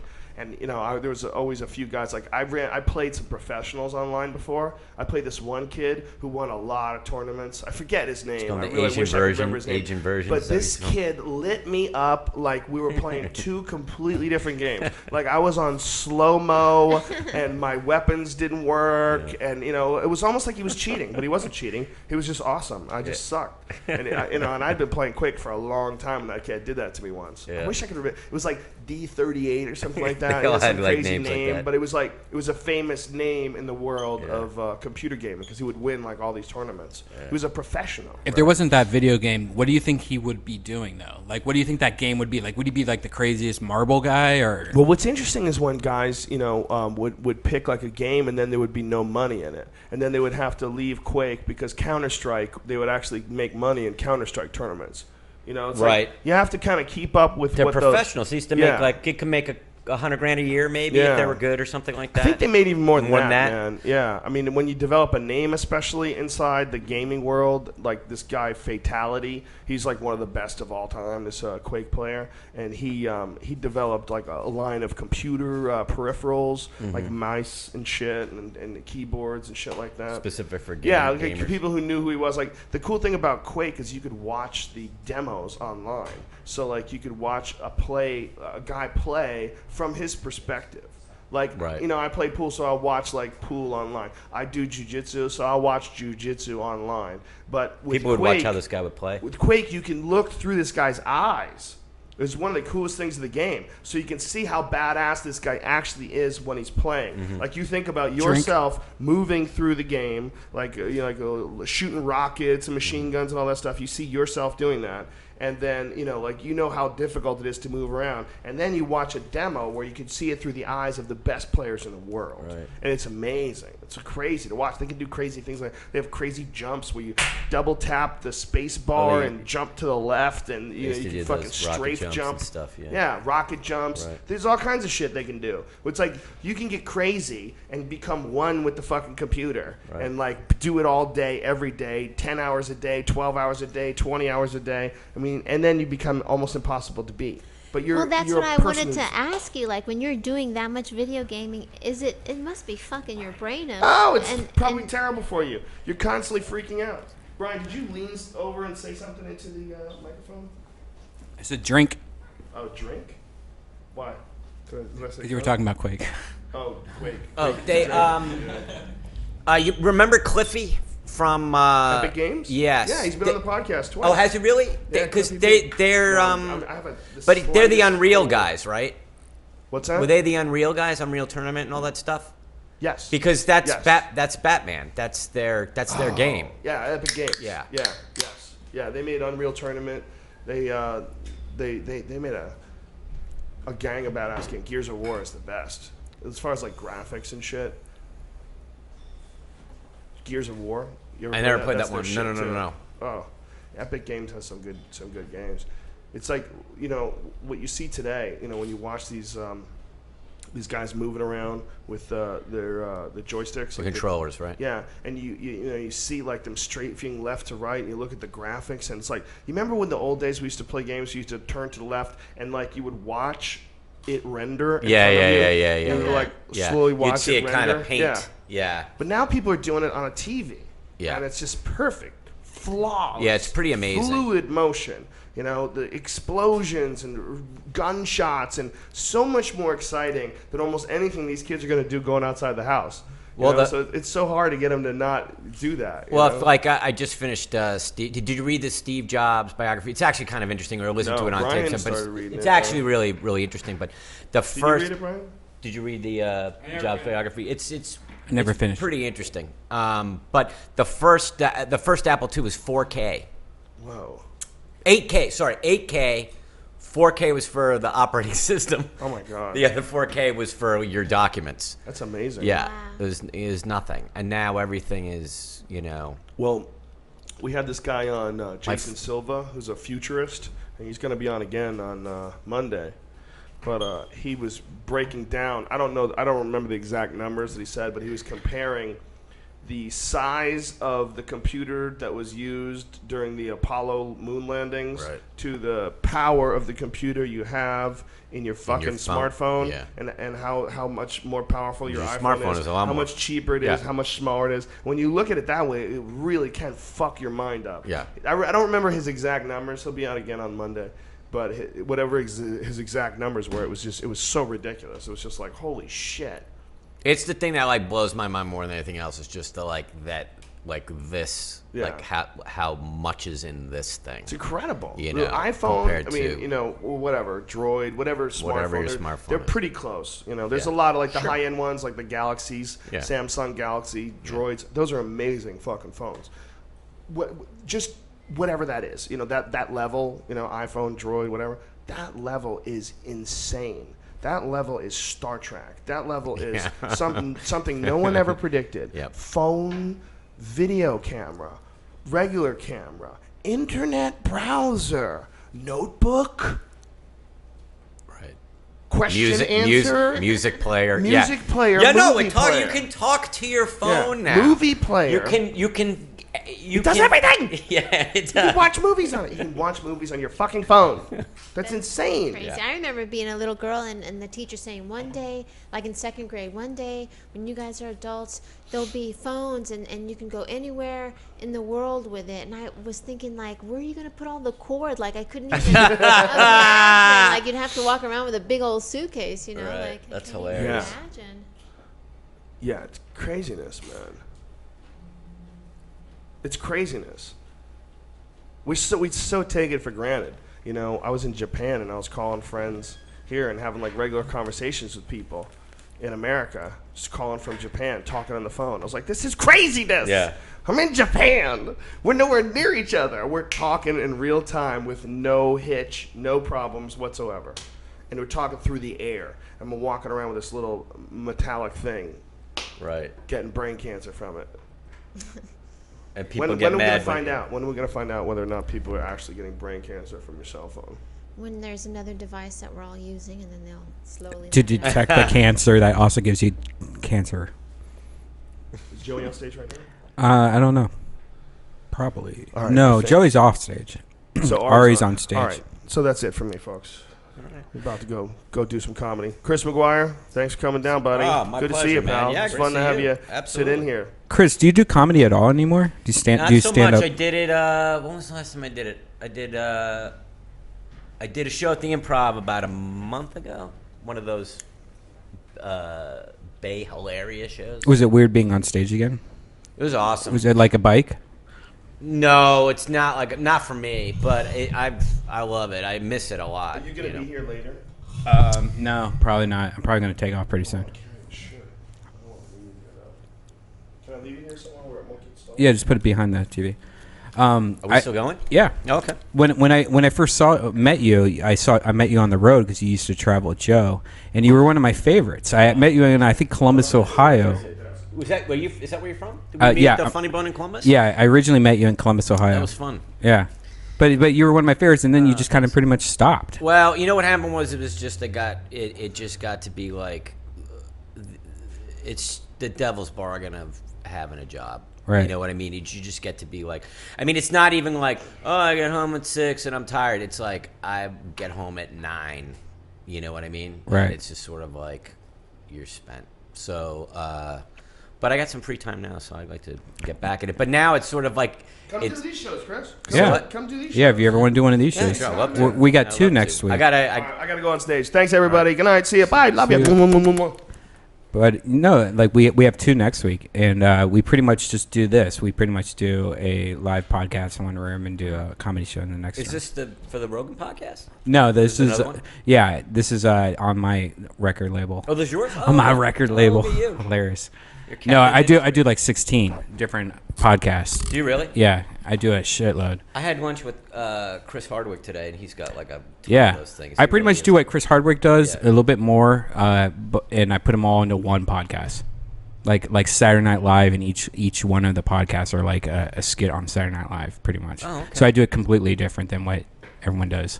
It's the dumbest idea ever, but you know, we all work together to help each other. And that's how like podcasts are all free and everything's free. No, they're awesome. I You know, mean, so- it's great. I mean, I'm like a podcast junkie. I listen to all the comedy ones, you know. Yeah. And they're great. Yeah. They're great. Everybody does it a little different, you know. Veron, you want to jump on? No? Yeah, no, yeah, no, yeah, no. I do want to catch. Oh, yeah, Joe. go Can I- catch can I Joe. do that? Yeah, definitely. All right. You still gonna have some programming? Yeah. All right. All right. So there's a good friend of mine named Benji, and I'm totally not in the right place to do this because my control's on the other side of this wall. But anyways, there's this guy named where's my camera? Oh, it's right here. This? Yes. There's this guy named Benji, and he did a video that I think is really funny. And I was going to have him on the podcast, but I decided to have him on later because it was last minute. Oh, look. You can see him in you. Boom. Boom. Sorry for you audio listeners.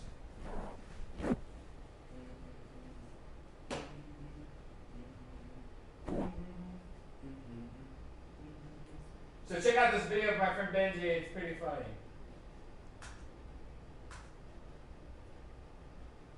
You can play now.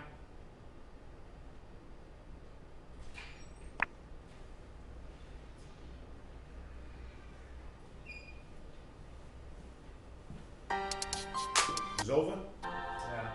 Going back. Are you going back after the fucking thing? Where's Felicia? Little Wayne, you ready to get in touch with your feelings? I can't feel my face right now, Drake. You know, if you ever need someone to talk to, I'm here for you. I like to exfoliate, you can sit around and hate, cause it's mani-pedi time. I like a Diet Coke with lime, and my bread is gluten-free, chicken raised organically. All you people stare at me, I deal with insecurity. What if I get ugly? Will any girl still hug me? These thoughts stay on my conscience, so I Google image puppy.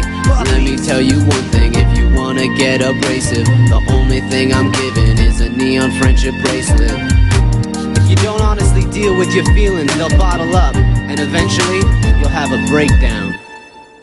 Why is Drake such a pussy? Wish you would go this soft. Why is Drake such a pussy? I was on Degrassi. Why is Drake such a pussy? I've done time at the Why spa. is Drake such a pussy? George Michael ain't got shit on me. Roller coasters scare me and I'm sensitive to dairy. I be plucking on my eyebrows if they ever get too hairy. Always rocking toe rings, using bumpers while I'm bowling. Driving the speed limit and I'm working on my vision board. The Carrie Bradshaw season 5. Every Disney movie always makes me cry. Need a ride to the airport, can I help you move? Never there for me, but I'm there for you. Never throw a punch cause I ain't looking for trouble. Never getting down cause I only wanna cuddle. Every time I move too quickly, I only find that I'm getting hurt. Why is Drake such a pussy? I find bubble baths relaxing. Why is Drake such a pussy? Sandals and socks. Why is Drake such a pussy? I wanna get to know you better. Why is Drake such a pussy? Watercolor with me. Gonna drop an NPR donation up in this bitch. I've got problems. I'm trying to fill this hole in my heart with hoes. I can't end this vicious cycle of bad parenting. I killed my therapist. I live in a box. I've got plenty of money, but I live in a box. Where's Drake when I need a hug? Why is Drake such a pussy? Why is Drake such a pussy? Why is Drake such a pussy? Why is Drake such a pussy? Why is Drake such a pussy? Why is Drake such a pussy?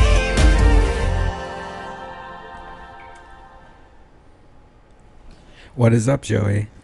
Nothing, buddy. We're back. We're back. What's up, beautiful people? What is going on? Getting ready for Columbus. Yeah. So Cleveland. Me, Joey, and Brody Stevens are going to be in Columbus, Ohio soon, and that's going to be fun, man. I'm like really excited about that. That was a great podcast tonight, believe it or not. Yeah. I missed 99% of it. It's a good podcast. We had some nice conversations. What happened? Fill me in. What was the summary of what you saw? It was just funny. It was just funny. It was good. It was great.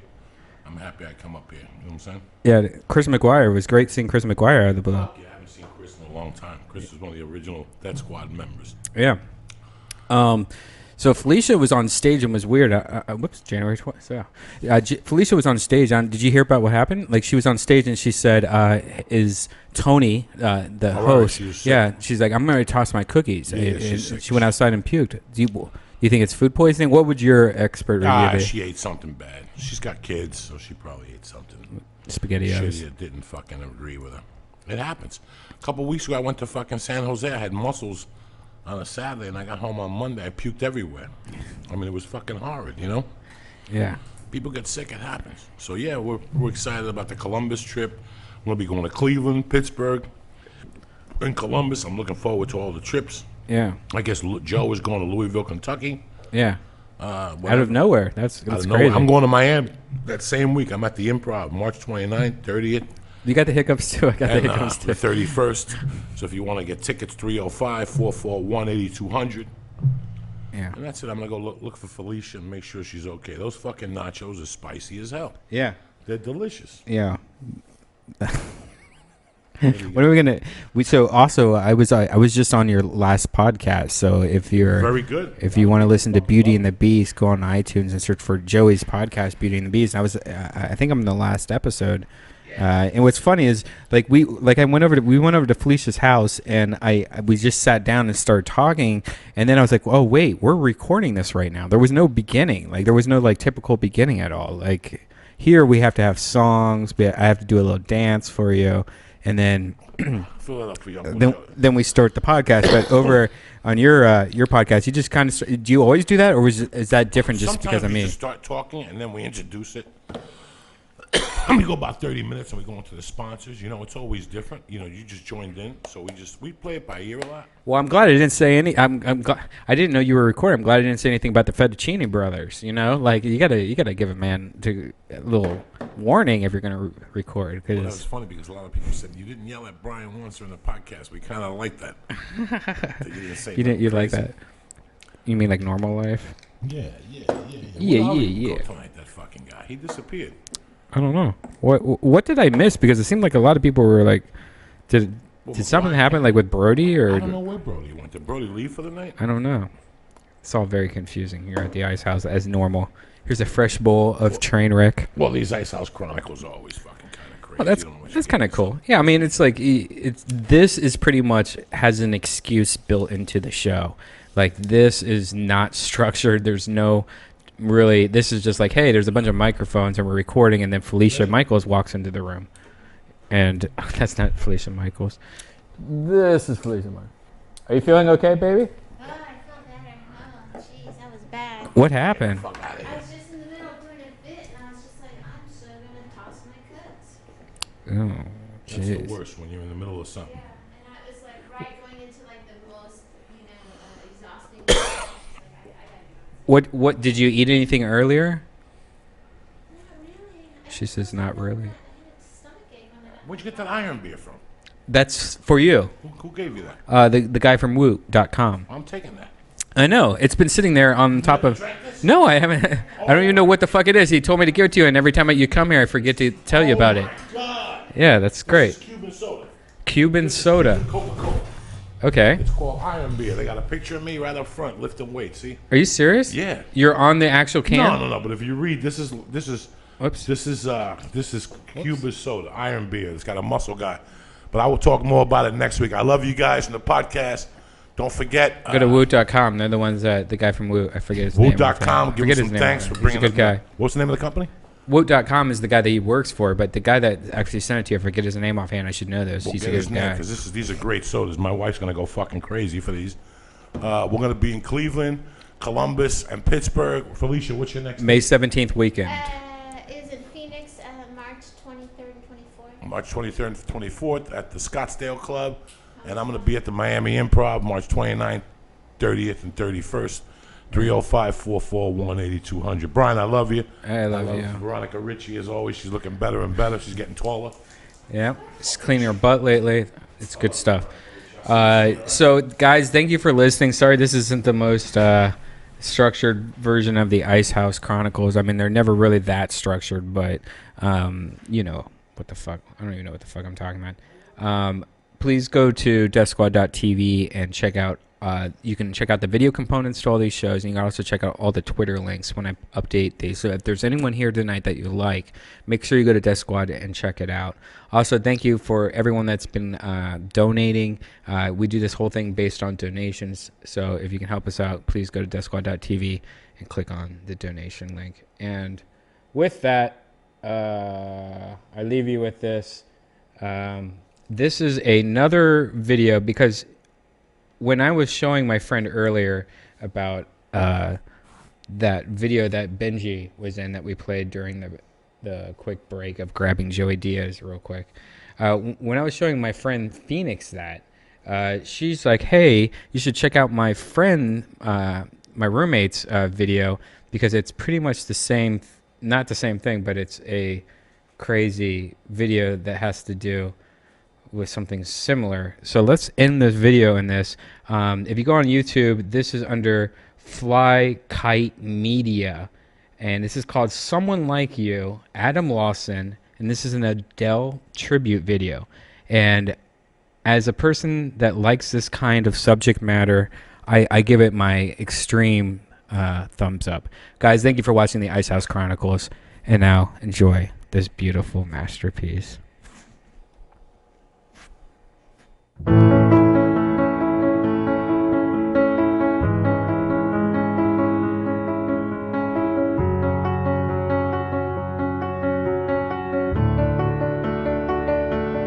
I heard that you settled down, that you found a girl and you're married now.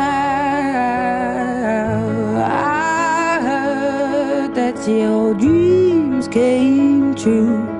Guess she gave you things I didn't give to you. Old friend, why are you so shy? Ain't like you to hold back or hide from the light. I hate to turn up out of the blue uninvited, but I couldn't stay away, I couldn't fight it. I had hoped you'd see my face and that you'd be reminded that for me it isn't over. Never mind, I'll find someone like you. I wish nothing but the best of you too. Don't forget me, I think I'll remember you say sometimes it lasts and loves, but sometimes it hurts instead. Sometimes it lasts and loves, sometimes it hurts instead.